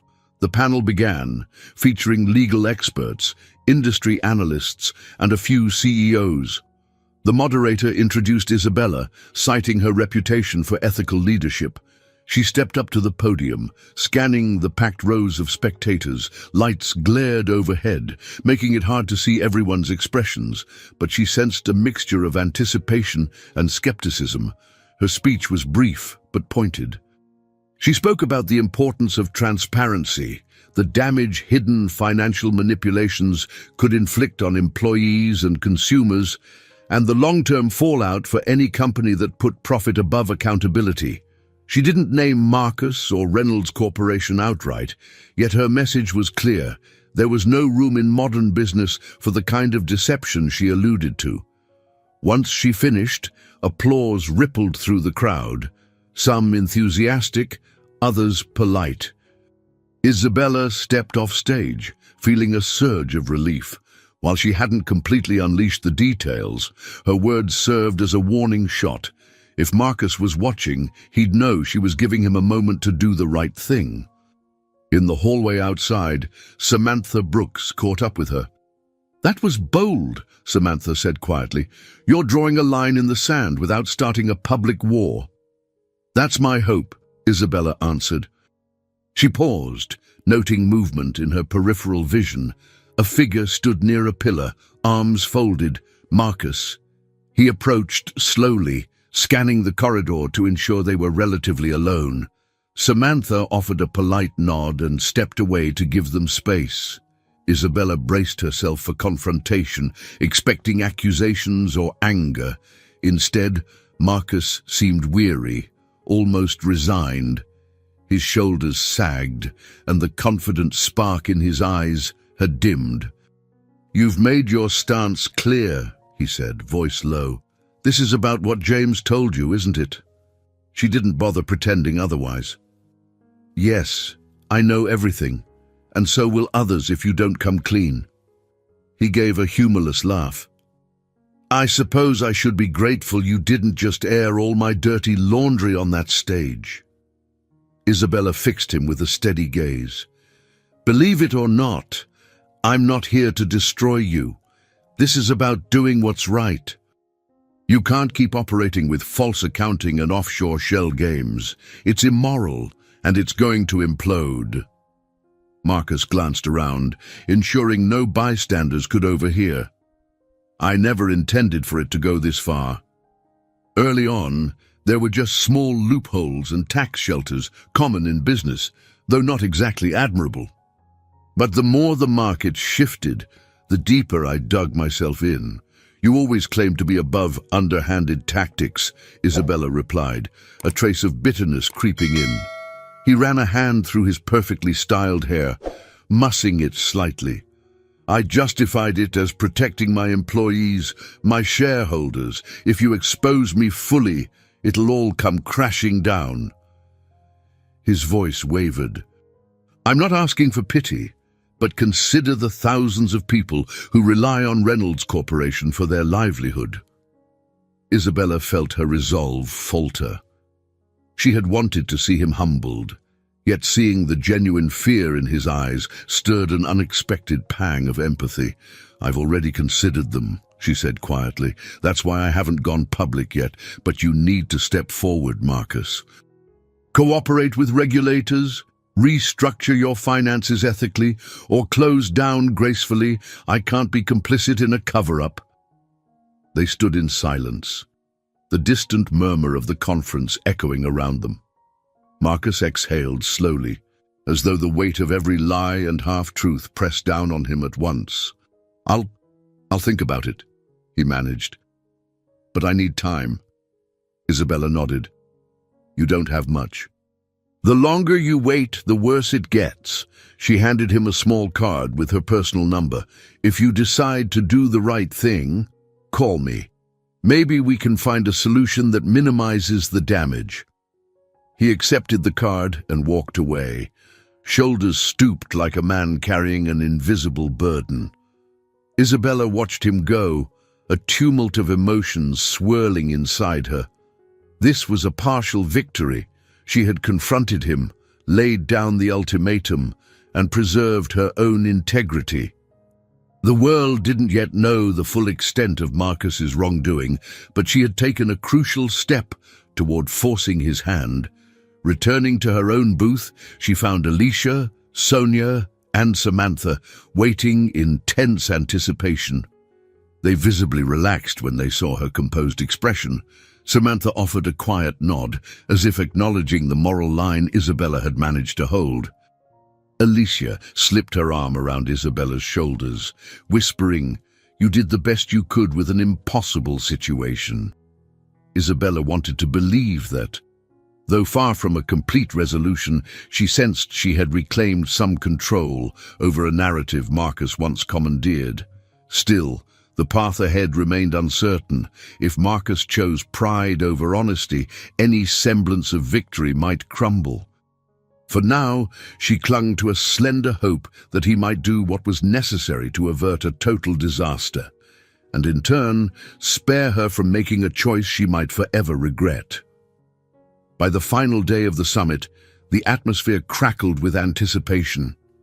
Whispers circulated that a major announcement was imminent.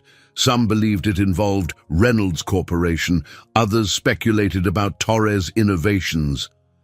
Isabella could practically feel the eyes of the tech world, trained on her every move.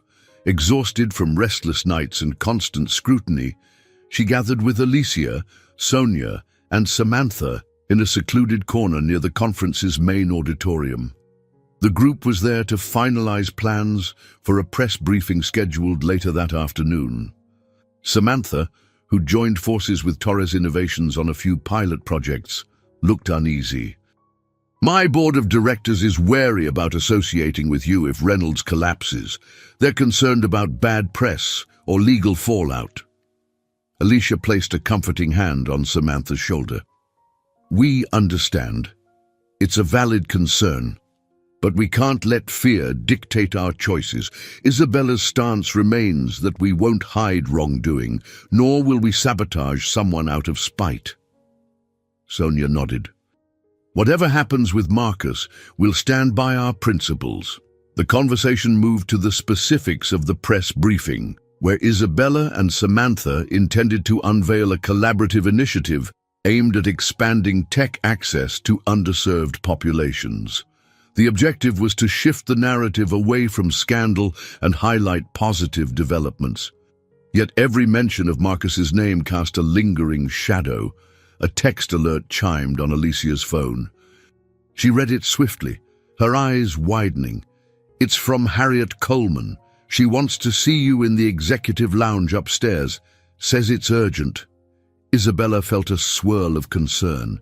Harriet rarely used the word urgent. She excused herself from the group, took the elevator up, and found Harriet seated in a plush corner of the lounge, sipping hot tea. The windows provided a panoramic view of the city's skyline, though Harriet's usually bright demeanor appeared clouded with worry. What's happened? Isabella asked, sliding into the chair across from her mentor. Harriet sighed. I've been speaking with some financial bigwigs who caught wind of your partial revelations about hidden accounts. The rumor is that a group of investors is pressuring Marcus to resign from his own company. They believe it might stabilize the situation before law enforcement or regulators get involved. Isabella absorbed the information, her heart pounding. Resign. That would be huge. Is he aware? He must be by now, Harriet replied. Time is running out for him to make a statement. And from what I've heard, if he doesn't come clean soon, they'll release evidence to the authorities themselves. A pit formed in Isabella's stomach. So that's it. He can either surrender or be forced out. Harriet set down her teacup. You've done what you could, dear. Now he has to face the consequences of his actions. But this may blow up quickly, and you need to be ready to clarify your role. Isabella inhaled shakily. I've tried giving him an opportunity to do the right thing. If he refuses, then the meltdown is out of my control. Harriet squeezed her hand. Just remember who you are. Don't let guilt or old feelings deter you from speaking your truth if it comes to that. Leaving the lounge, Isabella felt as though she were ascending a steep cliff, every next step more precarious than the last. The central trial in her journey loomed, a test not only of her professional acumen, but of her integrity. Would she have to publicly condemn Marcus to protect her company, or would he defuse the crisis on his own? She returned to the auditorium, where the final presentations were wrapping up. A hush descended as Marcus Reynolds took the stage unannounced, stepping up to the microphone. Isabella stood at the back of the room, arms folded, her pulse thrumming in her ears. Marcus scanned the audience, his expression drawn. I have a statement to make, he began, voice trembling slightly. Recent speculation has questioned the financial practices of Reynolds Corporation. I won't pretend the company is without fault. Mistakes have been made, and for that, I accept responsibility. A ripple of surprise and relief moved through the crowd, though some remained skeptical.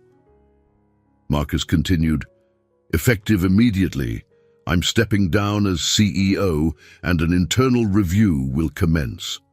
To our employees, shareholders, and the industry at large, I pledge transparency moving forward. We will address all concerns with regulators to ensure we comply fully with the law. Isabella watched, heart pounding. She noticed the slump of his shoulders, the humility in his tone.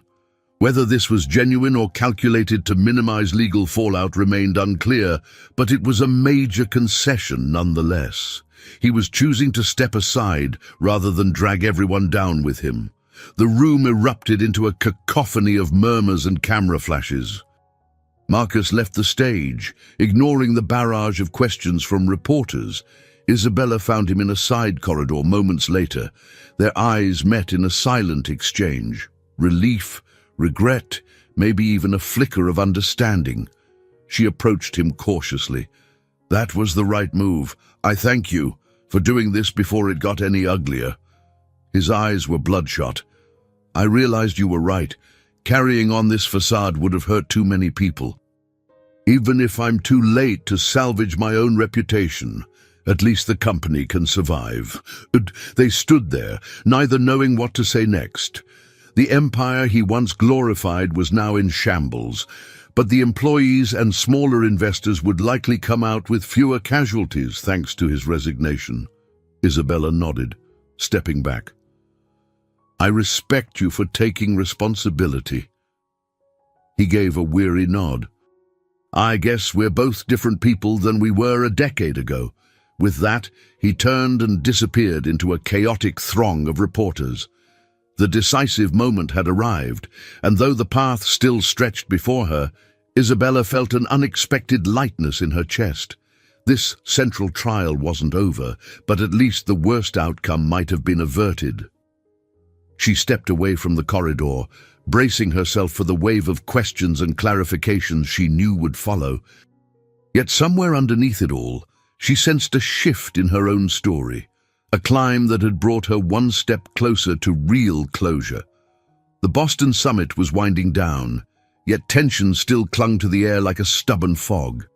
Most attendees had already packed their booths, but Isabella found herself in a private meeting room near the convention center's upper level.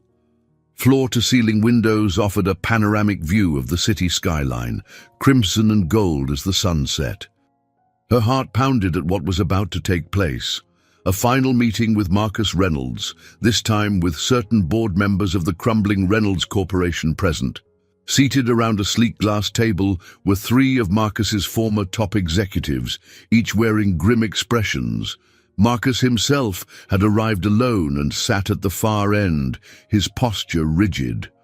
On Isabella's side, Alicia and Sonia stood quietly near the door for moral and professional support. The atmosphere felt charged with unspoken urgency. Marcus cleared his throat, breaking the uneasy silence. "I appreciate everyone agreeing to meet on short notice. My resignation has stabilized some of the company's finances, but there's more to address." An older executive, a gentleman named Bryce Miller, leaned forward. "Marcus, stepping down was necessary, but it's not enough. We need to talk restitution, accountability." Investors are clamoring for explanations. Marcus's jaw tightened. "I'm aware, and that's why I've asked Isabella here. She has insights that might help us salvage what's left." A delicate hush fell over the room. Isabella knew Marcus was still grappling with legal exposure, but apparently he wanted to propose a plan to keep Reynolds Corporation afloat. She took a breath, remembering Harriet's advice about negotiating from her own center of gravity. "I'm open to hearing your ideas, but you should all understand. My priority is protecting the integrity of Torres Innovations. I won't make deals that compromise my ethics or put my team at risk." Bryce nodded. "We understand. Honestly, we're at your mercy. Reynolds Corporation will likely enter a formal reorganization if we can't strike a lifeline deal." Marcus's gaze flicked to Isabella. "I'd like to propose that Torres Innovations partner with Reynolds on a transitional basis, helping maintain certain technology divisions and staff while we reorganize. In return, you'd gain access to our manufacturing and distribution channels." The hush that followed was heavy. Even Alicia and Sonia exchanged glances of disbelief. This was a massive request from a near-insolvent entity.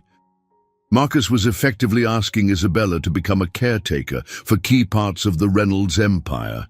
Isabella leaned forward, steadying her voice. "First, we need a full audit. Third-party verification of every financial statement. Second, The offshore accounts and questionable assets must be disclosed and rectified. My company cannot be entangled in hidden liabilities. Bryce exchanged a glance with the other executives, then nodded. A thorough audit is already in motion.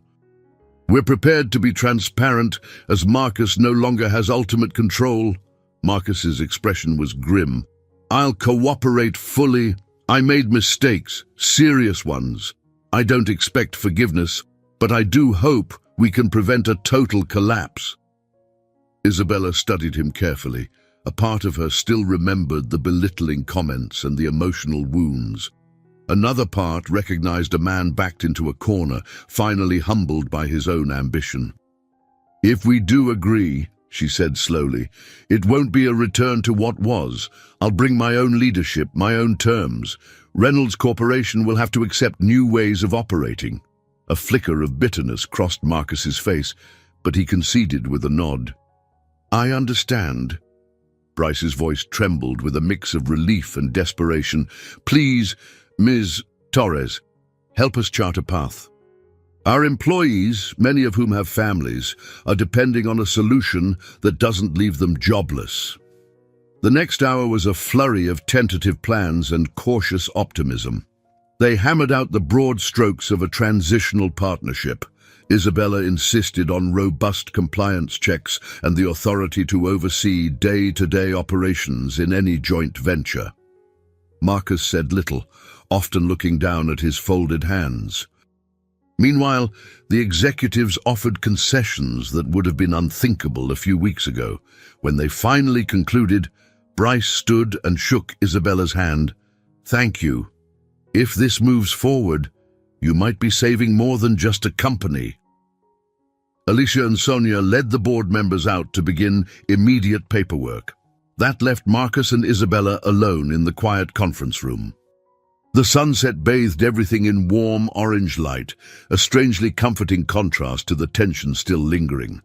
Marcus let out a heavy sigh. This is surreal. I never imagined I'd be asking you for a lifeline, especially after how I treated you. Isabella tucked a strand of hair behind her ear. It's not exactly the scenario I envisioned for our reunion, either. He gave a wry laugh. I was so certain of my path. Now that it's crumbled, I see I built my empire on a hollow foundation. I'm sorry, Isabella, for everything.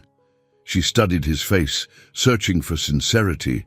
His expression seemed genuine, though regret weighed heavily in his eyes. Still, she knew trust wouldn't be rebuilt in a single conversation.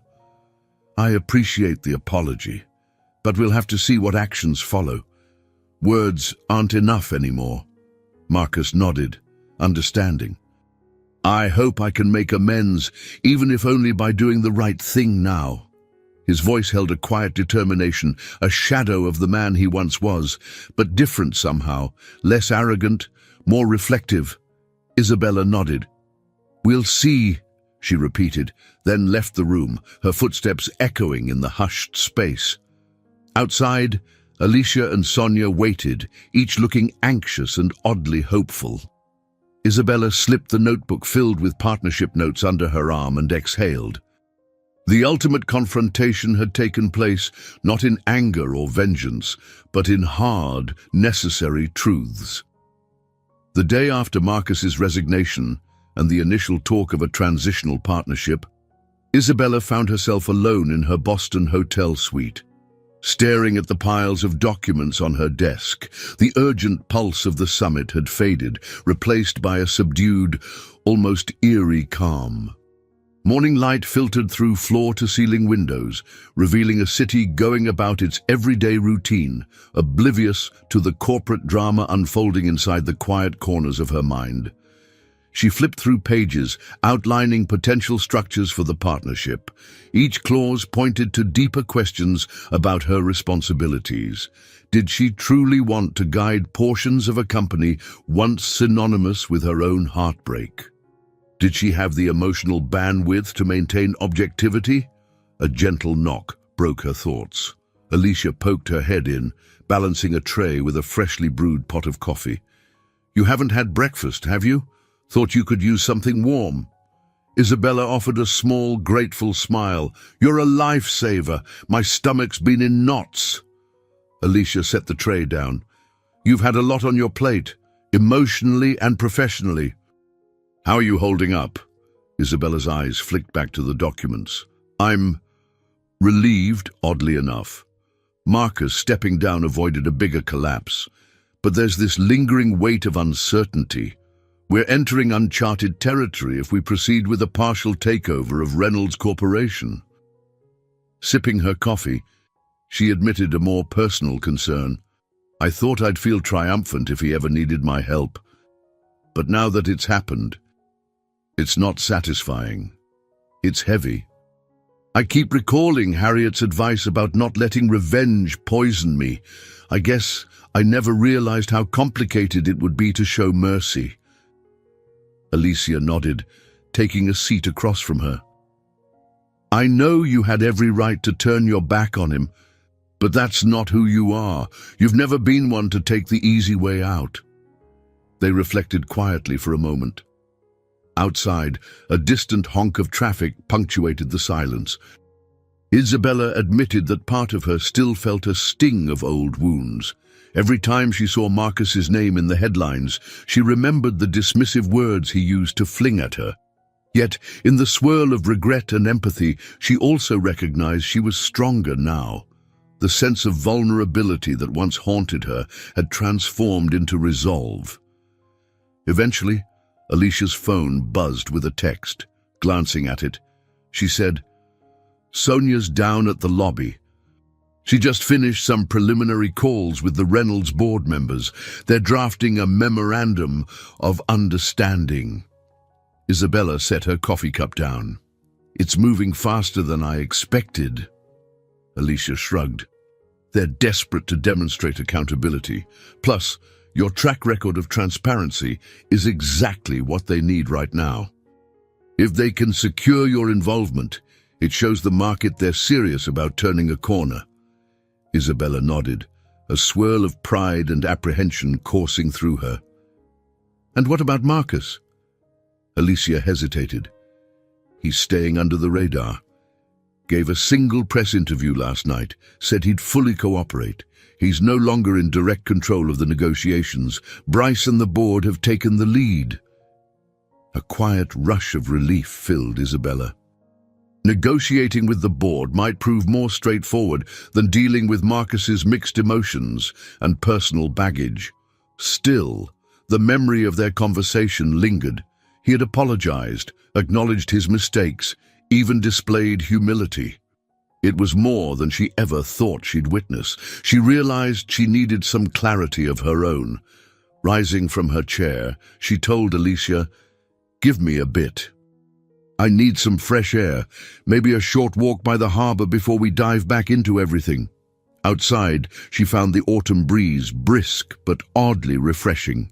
The harbor's water reflected the morning sun in rippling gold. Joggers passed by, people walked dogs, and the world carried on. Isabella stood by the railing, letting the steady motion of the water lull her.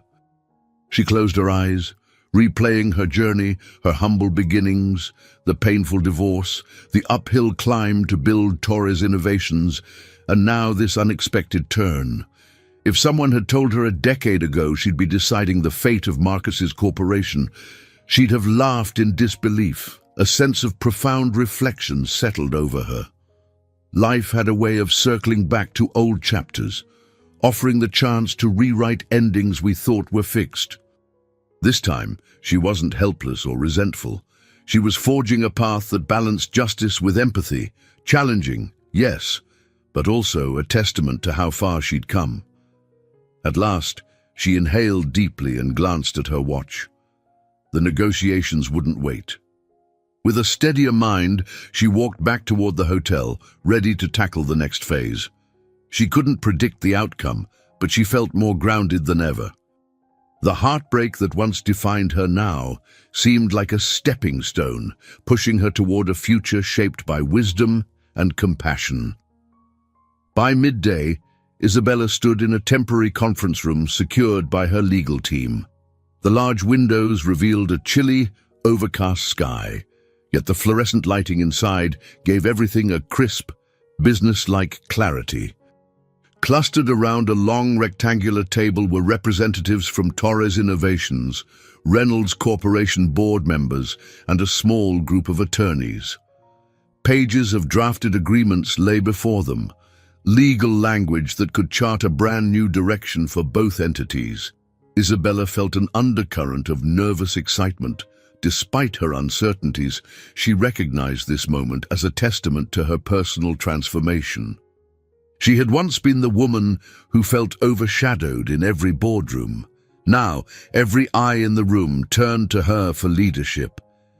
She noticed the subtle nods of encouragement from Alicia, who sat to her right, and the trusting expression on Sonia's face, who was busy clarifying points with one of the attorneys. Bryce Miller, the veteran executive representing Reynolds Corporation, cleared his throat. "Ms. Torres, we've reviewed the terms you proposed. Our board is amenable to them, provided we can agree on a timeline for fulfilling the due diligence requirements." Isabella flipped through a typed document. "I understand the urgency on your side. However, my team insists on thorough financial audits and ethical compliance checks before we assume any operational control. We can't risk liability." An attorney for Reynolds Corporation chimed in. "We are prepared to expedite those audits. We believe that, in light of Mr. Reynolds' resignation, the corporate culture is already shifting. We intend full cooperation." As they hashed out details, everything from distribution rights to staff transitions, Isabella noticed her own voice carried authority. She spoke without shrinking, her posture upright, her tone firm but fair. Alicia occasionally whispered reminders or suggestions, but the final decisions came from Isabella's judgment. It was a far cry from the days when she felt too small to speak up. The meeting ran long, with each paragraph of the memorandum dissected. Yet, rather than fatigue, Isabella felt energized. This was the vision she'd always had for herself, a role where her expertise, values, and leadership were indispensable. The synergy wasn't just about merging businesses. It was about reinforcing a moral standard in an industry too often driven by greed. After hours of negotiation, they adjourned for a late lunch. As people began collecting their notes, Bryce approached Isabella privately. "I want you to know that many of us on the board supported Marcus for years. We believed in him. Now, we see our mistake. Your willingness to step in means a great deal to everyone whose job depends on a stable Reynolds Corporation." Isabella offered a polite smile. "I'm doing this for the employees, not to resurrect Marcus's ambitions." "As long as we're clear on that, I think we can work together." Bryce gave a humble nod. "Understood." Outside the conference room, Alicia and Sonia flanked Isabella, their expressions bright despite evident tiredness. "You were amazing in there," Sonia said. "Firm, decisive, empathetic, everything a true leader should be." Isabella felt heat rise in her cheeks. "I couldn't have done it without both of you." Alicia smiled proudly. "Remember how terrified you were the first time you pitched your idea to a small group of investors? Look at you now, forming a deal that could reshape an entire corporation." They made their way toward a quieter lounge area to grab snacks and coffee. As Alicia and Sonia chatted about next steps, drafting a public statement, scheduling more audits, Isabella's mind drifted back to her earliest days with Marcus. How she used to stand in the background at lavish events, overshadowed by his confidence and wealth. She thought about the nights she cried alone, convinced she was worthless. Those memories felt distant, as though they belonged to another person. A text beeped on her phone. It was Harriet Coleman. "Proud of you. You're leading with both intelligence and heart. That's rare. Keep it up." Isabella smiled. For the first time, she felt she was embodying the person Harriet always believed she could be. Samantha Brooks appeared, wearing a bright grin. "I heard the negotiations went well. I'm excited for our future collaboration too. Integrating some Reynolds resources could fast-track our joint venture idea." Isabella nodded. "I think we're on track to finalize those details once the audits confirm everything." "How's your board reacting?" "Cautiously optimistic," Samantha replied. "They see this as a chance for us to do real good, expanding access to tech for underserved communities. That's something that resonates with them." A wave of satisfaction coursed through Isabella. Despite the turmoil, a silver lining was emerging, an alignment of companies that could genuinely benefit society. This potential for positive impact fueled her determination even more. By evening, Isabella found a moment of solitude. She stepped outside onto a balcony overlooking the city lights. A cool wind ruffled her hair. She closed her eyes, inhaling deeply.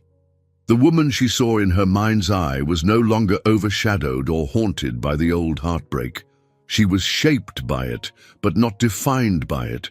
Her transformation felt tangible, a new core of self-assuredness she hadn't possessed before. Yes, there were more steps to take, more hurdles to clear, but for once she felt steady in her footing. She was a leader forging her own destiny, unafraid to merge compassion with ambition. 2 days later, the Boston Summit had officially ended, and most exhibitors had left the convention center. Yet Isabella lingered in the city to tie up loose ends. Negotiations with the Reynolds board were entering a critical phase, finalizing the memorandum of understanding that would allow Torres Innovations partial oversight of certain Reynolds departments. She also wanted to formalize her new alliance with Samantha Brooks's company. In a quiet conference suite at her hotel, Isabella laid out documents on a large oval table. Alicia, Sonia, and Samantha studied the pages, adding comments and highlighting concerns. The energy felt both tense and hopeful, like architects refining blueprints for an ambitious skyscraper. Alicia tapped a paragraph on employee retention. "We need clarity on how Reynolds' workforce will transition under this agreement. We can't promise job security if their own finances remain shaky." Samantha nodded. "But these people need reassurance. Maybe we should include language guaranteeing severance packages if positions are phased out." Isabella scribbled notes. "That might require a separate funding source, but I agree it's about creating a safety net. Let's highlight that and bring it up with Bryce tomorrow." The hotel room phone rang and Sonia answered, her eyes lighting up. "It's Harriet Coleman. She's in the lobby." Within minutes, Harriet swept into the suite, clad in a tailored tweed blazer that gave her an air of dignified calm. "I thought I'd bring a little moral support," she said, setting down a tote bag of sandwiches and pastries. "You've been working non-stop." They gratefully paused to eat.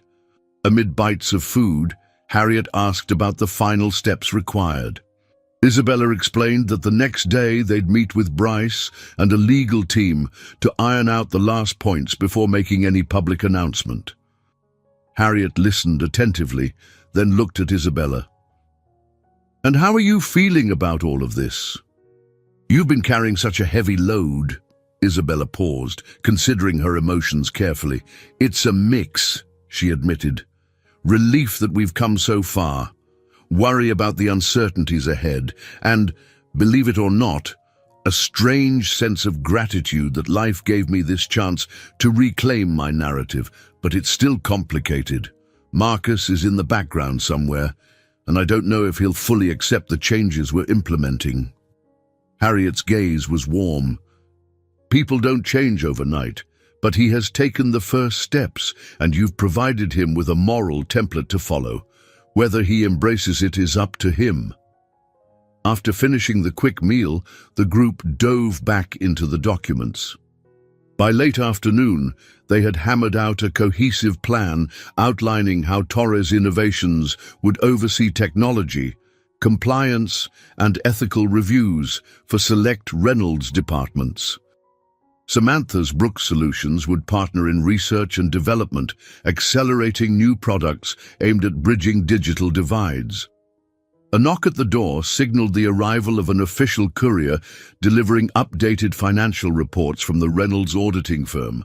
Sonia scanned them, her face reflecting cautious optimism. So far, nothing catastrophic beyond what we knew. The real test will be how quickly we can restructure. Harriet, sipping tea, leaned against the counter. You're in the final stretch. The next steps are critical, but from what I see, you've covered the major pitfalls.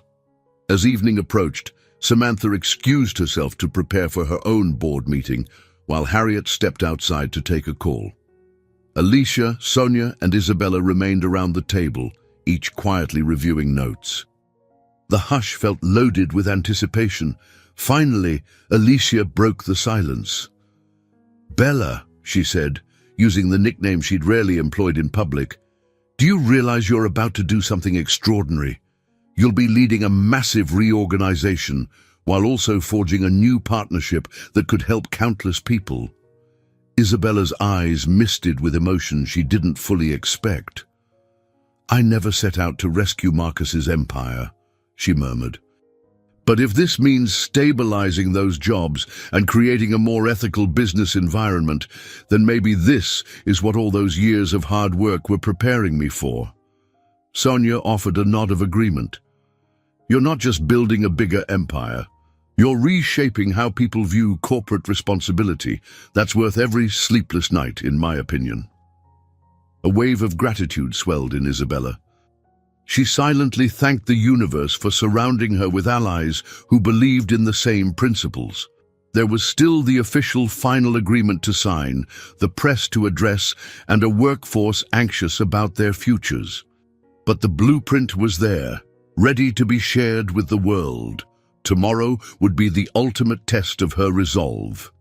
She would either sign a landmark deal that merged her moral vision with economic necessity, or she'd walk away if the terms compromised her integrity. Still, Isabella sensed that she was on the brink of something even greater than success. Perhaps a redemption, not just for Marcus, but for every sacrifice she'd endured in the past decade. Bright morning light flooded the grand conference room where the final meeting was set to take place. Rows of chairs faced a long table draped in white linen. Cameras from various media outlets were already positioned, eager to capture any historic announcement. Journalists milled about, whispering that a major corporate deal was about to be sealed, one that would shift the balance of the tech industry. Isabella arrived with Alicia and Sonia, each dressed in professional attire that reflected both confidence and solemnity. Samantha Brooks joined them, offering a reassuring smile. Moments later, Bryce Miller and several Reynolds board members walked in, accompanied by legal advisors. The tension was palpable. This was the day they would either cement the transitional deal or watch it collapse. At exactly 10 o'clock, Harriet Coleman appeared in the back of the room, nodding supportively at Isabella. Taking a deep breath, Isabella stepped behind the main table, flanked by Alicia and Sonia. Bryce took his seat opposite her, the board members settling around him. Everyone seemed to understand the gravity of what was about to unfold. One of the lawyers cleared his throat and spoke into a microphone. "We've gathered here to finalize the Memorandum of Understanding between Torres Innovations, Reynolds Corporation, and Brooks Solutions. This agreement outlines a transitional partnership, leadership oversight, and ethical compliance measures. Each party will have the opportunity to sign today." Isabella felt her heart pound as she glanced over the typed pages. It was all there. The financial controls, the guidelines for staff retention, the conditions for continuous oversight. Samantha's role was specified in a segment detailing cooperative R&D ventures and expansions into underserved markets. The document was a testament to compromise, transparency, and innovation, a direct contrast to the secrecy that had once characterized Reynolds Corporation. Bryce leaned forward. On behalf of Reynolds Corporation, we accept the terms. We believe this alliance marks a new chapter, one focused on honesty and the well-being of our employees.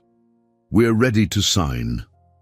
A flicker of relief crossed Isabella's features. She read through her copy one last time, voice steady as she addressed the room. Torres Innovations is committed to ethical growth.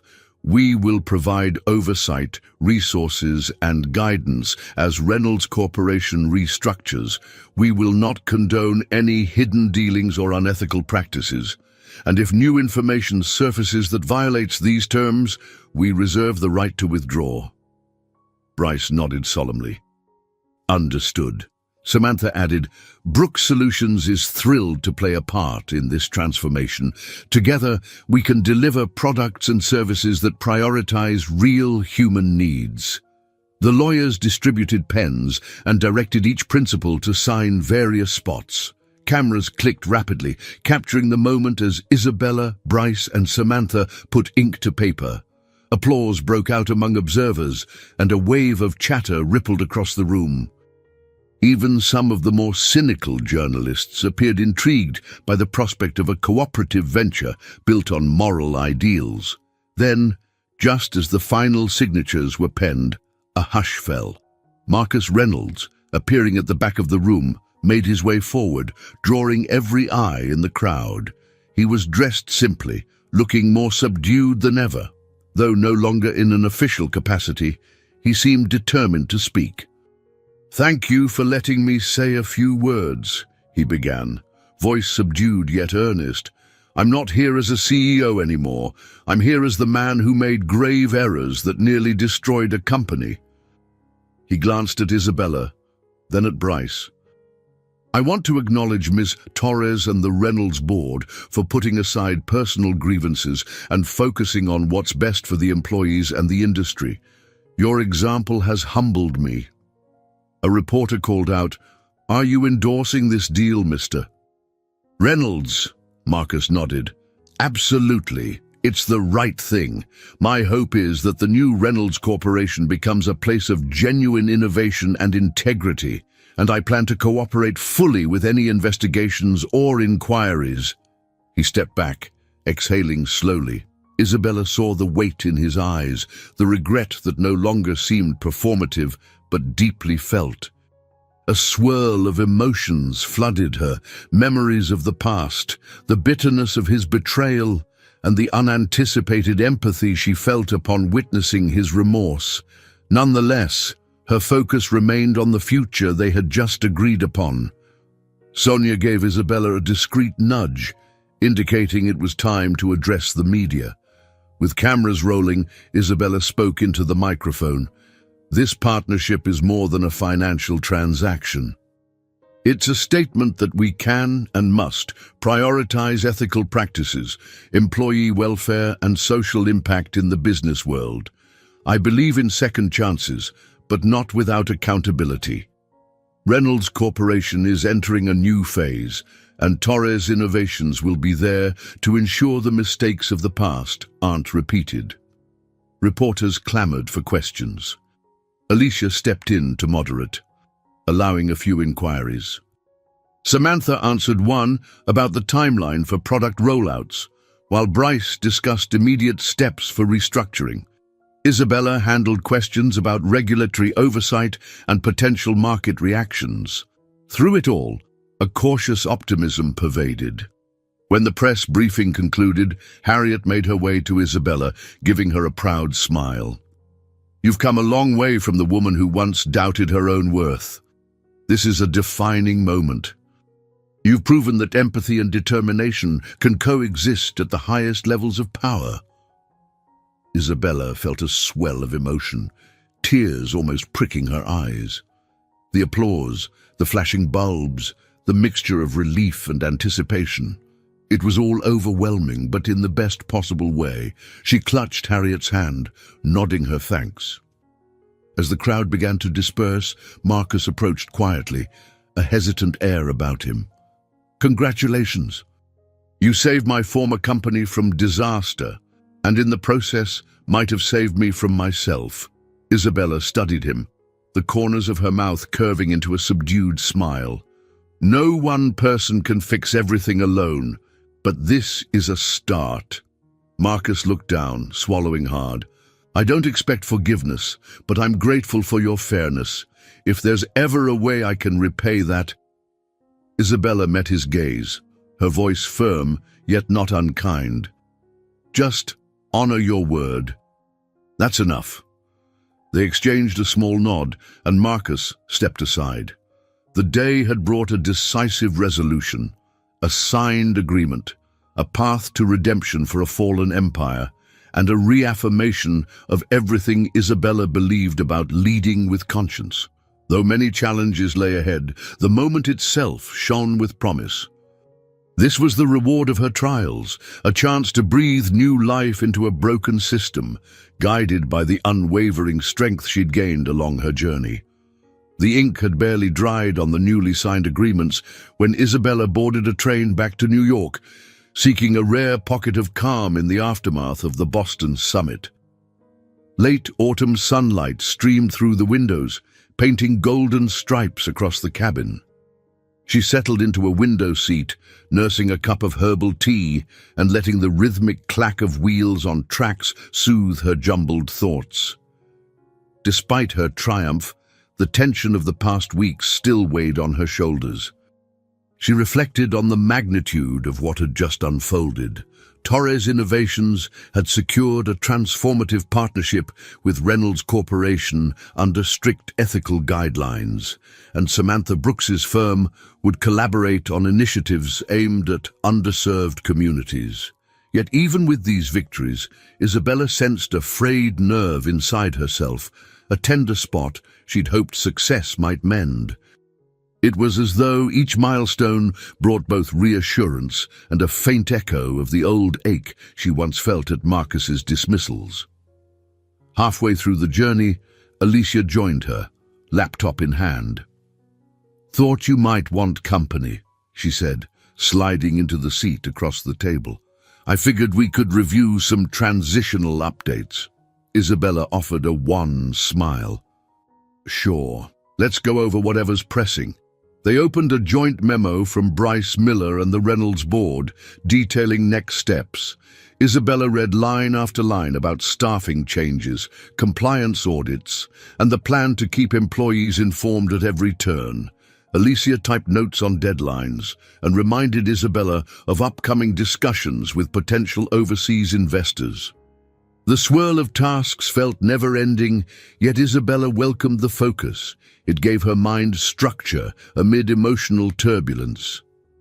Marcus also signed off on everything, Alicia noted. He's sticking to his promise of collaboration, even though he's stepping out of the public eye. It's strange to see him so humbled. Isabella didn't raise her eyes from the screen. "It is strange," she admitted, her voice quiet. "I feel relief and sadness all at once. I keep thinking about how different our lives would have been if he'd shown this willingness to compromise years ago." Alicia studied her friend's face. "Maybe you needed to walk your own path without him. Maybe that was the only way you could have blossomed." Isabella gave a soft hum of agreement. She realized with startling clarity that she was no longer bound to the lingering pain of Marcus's rejection. Instead, she felt a cautious sense of empathy for the man he had become, a person who had lost nearly everything but was trying, at last, to make amends. This duality, victory laced with compassion, made her feel both empowered and unexpectedly vulnerable. Later, as the train crossed a wide river, Alicia dozed off, leaving Isabella to her own musings. She let her gaze drift to the water below, reflecting the orange glow of the setting sun. The kaleidoscope of color reminded her of how far she had come. A poor woman once dismissed as too simple, now shaping entire corporate landscapes. And yet, Success did not magically erase deeper emotional scars. They remained, requiring gentle acknowledgement rather than denial. Arriving in New York at dusk, they disembarked at Penn Station and found David, Isabella's faithful assistant, waiting amid the bustling crowd. He greeted them with a relieved grin. "So many reporters are asking for your comment, Miss Torres. You're the talk of the business world." She nodded, adjusting her scarf. "Let's schedule a press update in a few days. I need time to get my bearings." They stepped outside into the chill air, hailing a taxi that lurched through congested streets. The familiar skyline blinked to life in the evening gloom. Billboards and neon signs shone overhead, a chaotic tapestry that once overwhelmed Isabella, but now felt like an old friend. She realized with a pang that despite her expanded horizons, this city, her hometown, still housed a piece of her heart, the part that learned resilience by surviving heartbreak and scarcity. Back in her apartment, she greeted the comfortable surroundings with a weary appreciation. The plush sofa, the carefully chosen artwork, the windows framing skyscrapers she once thought unreachable, all of it bore the imprint of her arduous journey. She sank into the sofa cushions, letting her eyes close for a moment's peace. In the quiet, she sensed a tender ache in her chest, an echo of past wounds that had not fully healed but no longer dictated her sense of self. Alicia placed a gentle hand on her shoulder. "We'll get through this next phase, Bella." Step by step, Isabella exhaled, pushing aside the swirl of conflicting emotions, gratitude, apprehension, mild sorrow, just enough to find her footing. "Yes," she agreed softly, "one step at a time." A week later, Isabella found herself standing outside the Bronx apartment building where she grew up. The red brick facade, chipped in places and patched in others, contrasted sharply with the sleek Manhattan high-rises she now inhabited. Still, the building carried countless memories. Her mother scolding her for staying out too late, neighbors hollering from their windows, the smell of freshly fried plantains drifting from a local bodega. She'd come here seeking a sense of her own roots, a reminder of why she began this journey in the first place. As she climbed the stoop, an older woman recognized her immediately. "Isabella! Long time, girl!" the woman called from her window. "You two fancy to visit us now?" The teasing tone was laced with genuine warmth. Isabella laughed, genuine fondness in her voice. "Never too fancy, Mrs. Guzman. How are you doing?" "Alive and kicking," the neighbor replied. "I see your name all over the news. Big shot, making deals with those Fortune 500 types." "Trying to do some good too," Isabella answered, waving goodbye as she entered the building's lobby. Inside, she found peeling linoleum floors and chipped mailboxes that felt oddly comforting. Memories rushed in, flickers of a leaner life when every dime mattered. She had once worried this place would confine her dreams. Now she stood here a success, but not without her share of heartache. It struck her that success and struggle could coexist more often than she realized. Making her way up the stairs, she knocked on the door of a small unit. Her childhood friend Marta opened it, her face lighting up. "Bella, what are you doing here?" Isabella stepped inside, hugging Marta. The apartment smelled of café con leche and cinnamon, instantly transporting her back to weekends spent chatting about teenage crushes and part-time jobs. Marta ushered her into a cramped living room, the furniture worn but inviting. "I wanted to see you," Isabella explained. "I've been so wrapped up in corporate drama. I nearly forgot how much I need to connect with people who knew me before all this." Marta handed her a warm mug, raising an eyebrow. "Corporate drama, huh? Let me guess. It involves that ex-husband of yours." Isabella's rueful smile said it all. She recounted the broad strokes of what had transpired at the summit, Marcus's downfall, the restructuring of Reynolds Corporation, and her role in guiding its future. She left out some details but conveyed the emotional toll, the swirl of vindication, pity, and moral duty. Marta shook her head, clearly both amazed and indignant. He walked out on you. You could have let him sink. No one would blame you. But you helped him anyway. Isabella stared into her coffee. It's not about helping him exactly, more about saving the employees and safeguarding an entire network of people who rely on that business. It also gives me a chance to promote ethics in an industry that desperately needs it. Marta's expression softened. You always were the decent one, Bella. Even when we were kids, you never liked seeing anyone suffer. They reminisced about simpler times, sneaking into the local park after dark, saving pennies to buy shared sodas. Isabella laughed at the memory of how easily thrilled they were by the smallest treats. Yet she also recalled the quiet desperation she felt, longing for a life of more opportunities. She realized that in many ways, her Bronx upbringing had molded her resilience and empathy. You've done well, Marta observed, patting Isabella's hand, but don't forget to enjoy what you've built. Don't let someone else's mess overshadow your own happiness. Isabella smiled in gratitude. I needed that reminder. They chatted for another hour about local gossip, family news, and the ups and downs of adulthood. Before leaving, Isabella insisted on helping with some minor repairs in the kitchen, tightening a loose cabinet hinge with a small screwdriver she found in the drawer. Marta teased, "Look at Miss Big CEO, fixing my cabinets."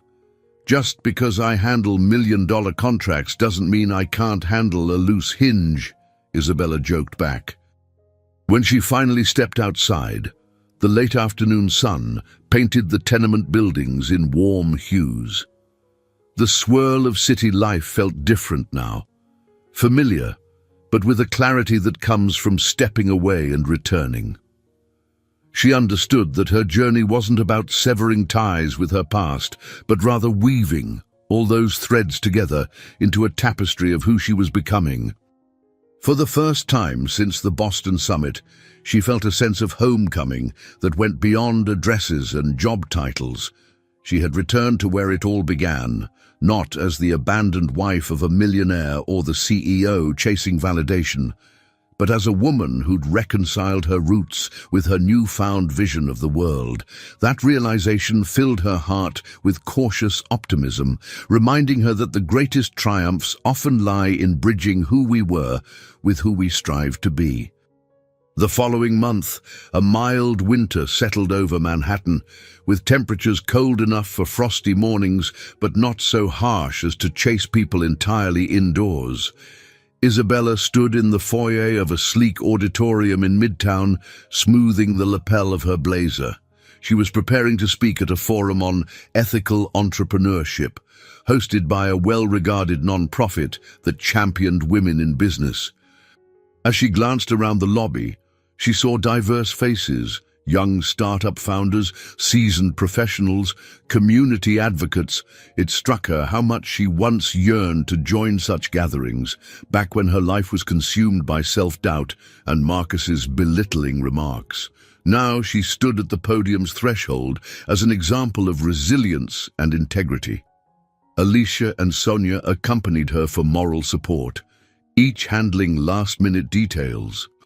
The hush of anticipation in the auditorium made Isabella's heart flutter. When the MC finally introduced her, she stepped onto the stage, scanning the attentive crowd. In the front row, Harriet Coleman sat next to Samantha Brooks, both offering encouraging smiles. "Good afternoon," Isabella began, voice steady yet warm. "I stand before you not just as the CEO of Torres Innovations, but as someone who learned a great deal from the most difficult chapters of her life."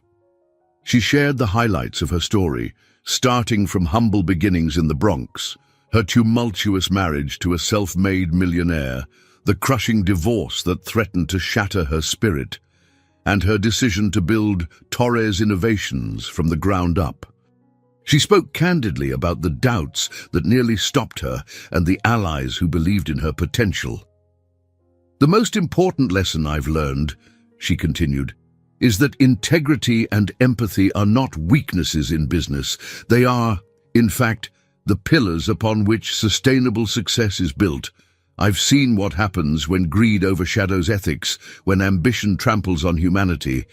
It never ends well." A gentle wave of applause rippled through the room. She went on to describe how she'd recently joined forces with Samantha Brooks's company and stepped in to restructure Reynolds Corporation's flawed system. Without directly naming Marcus or airing personal grievances, she highlighted how precarious it was to build an empire on deceit. Her voice swelled with conviction, emphasizing that leaders must be accountable not only for profits, but for the well-being of those who depend on them. When she finished, the audience erupted in applause. Questions followed, many from young women looking for guidance. One asked, "How do you keep your moral compass when so many around you prioritize the bottom line?" Isabella considered her response carefully. "I stay anchored by remembering the people behind every product or service. It's easy to lose sight of the human impact when you're buried in spreadsheets. Also, I surround myself with individuals like Alicia, Sonia, and Harriet, who aren't afraid to challenge me if I ever stray." After the session, a swarm of attendees approached, eager to express their admiration or seek advice. Isabella signed a few books, exchanged business cards, and listened to personal stories. She noticed how often these women referred to feeling invisible or insufficient, recalling those sentiments herself. Over and over, she told them, "Your worth isn't defined by someone else's measure of success." Samantha eventually joined her, sipping from a disposable coffee cup. "That was brilliant," she said, nodding at the dispersing crowd. "You managed to transform your ordeal into a lesson for all of us." Isabella smiled. "It still feels surreal, but if I can help someone avoid the mistakes I made or see their own potential sooner, then it's worth it." An older woman approached, introducing herself as a community organizer working in low-income neighborhoods. She asked if Torres Innovations or Brooks Solutions would ever consider sponsoring a local tech lab. Samantha brightened at the idea, and Isabella promised to discuss it with her board. "This is exactly the sort of initiative I'd love to support," she said. "Let's exchange contact information." The woman departed with a grateful smile, leaving Isabella and Samantha inspired by the possibilities. Alicia appeared next, announcing they needed to leave soon for another meeting. Isabella's heart brimmed with satisfaction as she realized how far her influence extended now. She wasn't just running a company, she was shaping a broader social conversation around ethics, compassion, and the possibility of redemption in business. As they gathered their belongings to depart, Harriet came over, her eyes alight with pride. "If Marcus could see you now," she began, but Isabella gently cut her off with a soft grin. "This isn't about him anymore," she replied. "My path isn't defined by his failures or even by our past marriage. It's defined by the choices I make today, for myself and for the people who believe in what we can accomplish together." Harriet nodded, her smile deepening. "Then keep making those choices. The world needs more leaders like you." With that, Isabella headed for the exit, buoyed by the knowledge that her personal journey had become a guiding light for others. It was a far cry from the timid woman she'd once been. In her place stood someone deeply aware of her own strength, determined to use it for something greater than her own success. Several months passed, and the city blossomed into a vibrant spring. Cherry blossoms lined the park paths, and warm breezes replaced winter's chill. Isabella found herself awake early one Saturday morning, slipping on a casual jacket before heading to a cozy cafe near her apartment. The cafe bustled with weekend energy, couples chatting over croissants, friends debating the best brunch spots. She chose a corner table, content to people-watch and reflect on everything that had transpired. Her phone buzzed with notifications, updates from Reynolds Corporation's transitional board, progress reports from the philanthropic tech lab in the Bronx that Torres Innovations had begun funding, a message from Samantha about the next phase of their collaborative software. Each alert carried evidence of a story that had once seemed impossible, a story of redemption, growth, and moral renewal in the world of business.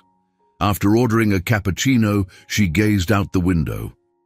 The familiar Manhattan streets no longer felt menacing but welcoming, proof of the life she had built despite adversity. She thought of Marcus, who had quietly relocated to a smaller home outside the city. He had reached out via email now and then with updates about ongoing investigations and how he was supporting the new leadership at Reynolds Corporation. While their history still held painful echoes, their communication was civil, even respectful. The bitterness she once felt had softened into an understanding that people could change, though not without cost. Over time, Isabella had developed a newfound appreciation for the complexities of forgiveness. It wasn't a simple matter of letting go or condoning wrongdoings. It was an ongoing process of releasing anger, releasing the desire for revenge, releasing the notion that one's past defines the future. In doing so, she found a deeper well of empathy for herself and for others. Alicia arrived, breathless from jogging. "I knew I'd find you here," she teased, dropping onto the seat opposite Isabella. "Can't resist that cappuccino, can you?" They shared a laugh, and Alicia launched into a story about how their philanthropic project in the Bronx was gaining momentum. A group of teenage girls had visited the tech lab, discovering new career dreams they'd never imagined. One of them even expressed a wish to become an entrepreneur like Isabella someday. Hearing that lit up Isabella's face. "That's what it's all about," Isabella murmured, heart swelling with pride. "Not just dollars and mergers, but inspiring people to see possibilities beyond their circumstances." Alicia nodded. "It's a reminder that all the corporate negotiations and long hours were worth it. You're shaping more than just an industry, you're shaping lives." They talked about future plans, expansions, scholarships for underserved youth, and a possible collaboration in healthcare technology to simplify patient data management. The conversation felt like a natural flow of ideas rather than a high-pressure business agenda. Isabella felt grateful to have a colleague who shared her vision and a circle of allies, including Sonia, Harriet, and Samantha, who kept pushing the boundaries of what ethical entrepreneurship could look like. Soon, Alicia's phone buzzed, prompting her to dash off to another commitment. Left alone with her cappuccino, Isabella let her gaze drift to the swirl of foam. She remembered the times she'd felt invisible, hopeless. She thought of how Marcus had once told her she wasn't sophisticated enough to stand by his side, how she believed him in her lowest moments. Now, she understood the irony. Her unsophisticated qualities, her empathy, her determination to stay true to her core, were what enabled her to succeed in ways Marcus never had. Finishing her cappuccino, she gathered her bag and stepped onto the sidewalk. The morning sun warmed her cheeks, and the gentle buzz of the city felt comforting. She strolled past flower stalls and street vendors, absorbing the tapestry of diverse faces and languages. Each block brought memories and new dreams mingling together in the fresh air. Arriving at a small park, she found an empty bench near a patch of blooming tulips. She sat for a moment, watching children chase each other on the grass, senior citizens reading newspapers on nearby benches. A flutter of contentment rippled through her. She didn't need grand gestures or the public's constant applause to feel whole. She had discovered a truth far more valuable. That true worth isn't bestowed by others. It emerges when we refuse to let defeat define us. when we channel our pain into building something better for ourselves and for those we care about. A soft breeze rustled the leaves overhead, and Isabella closed her eyes, letting the quiet sense of peace wash over her. There were no final triumphs in life, no neat endings tied up in a bow, only new chapters that beckon with promise. As she reopened her eyes to the world around her, she carried with her the calm certainty that her life, once marked by betrayal and struggle, had transformed into a journey of resilience, purpose, and boundless possibility. I hope you enjoyed today's story. Subscribe to the channel so you don't miss more stories like this. Leave a like and comment below what you thought of the story. See you in the next video.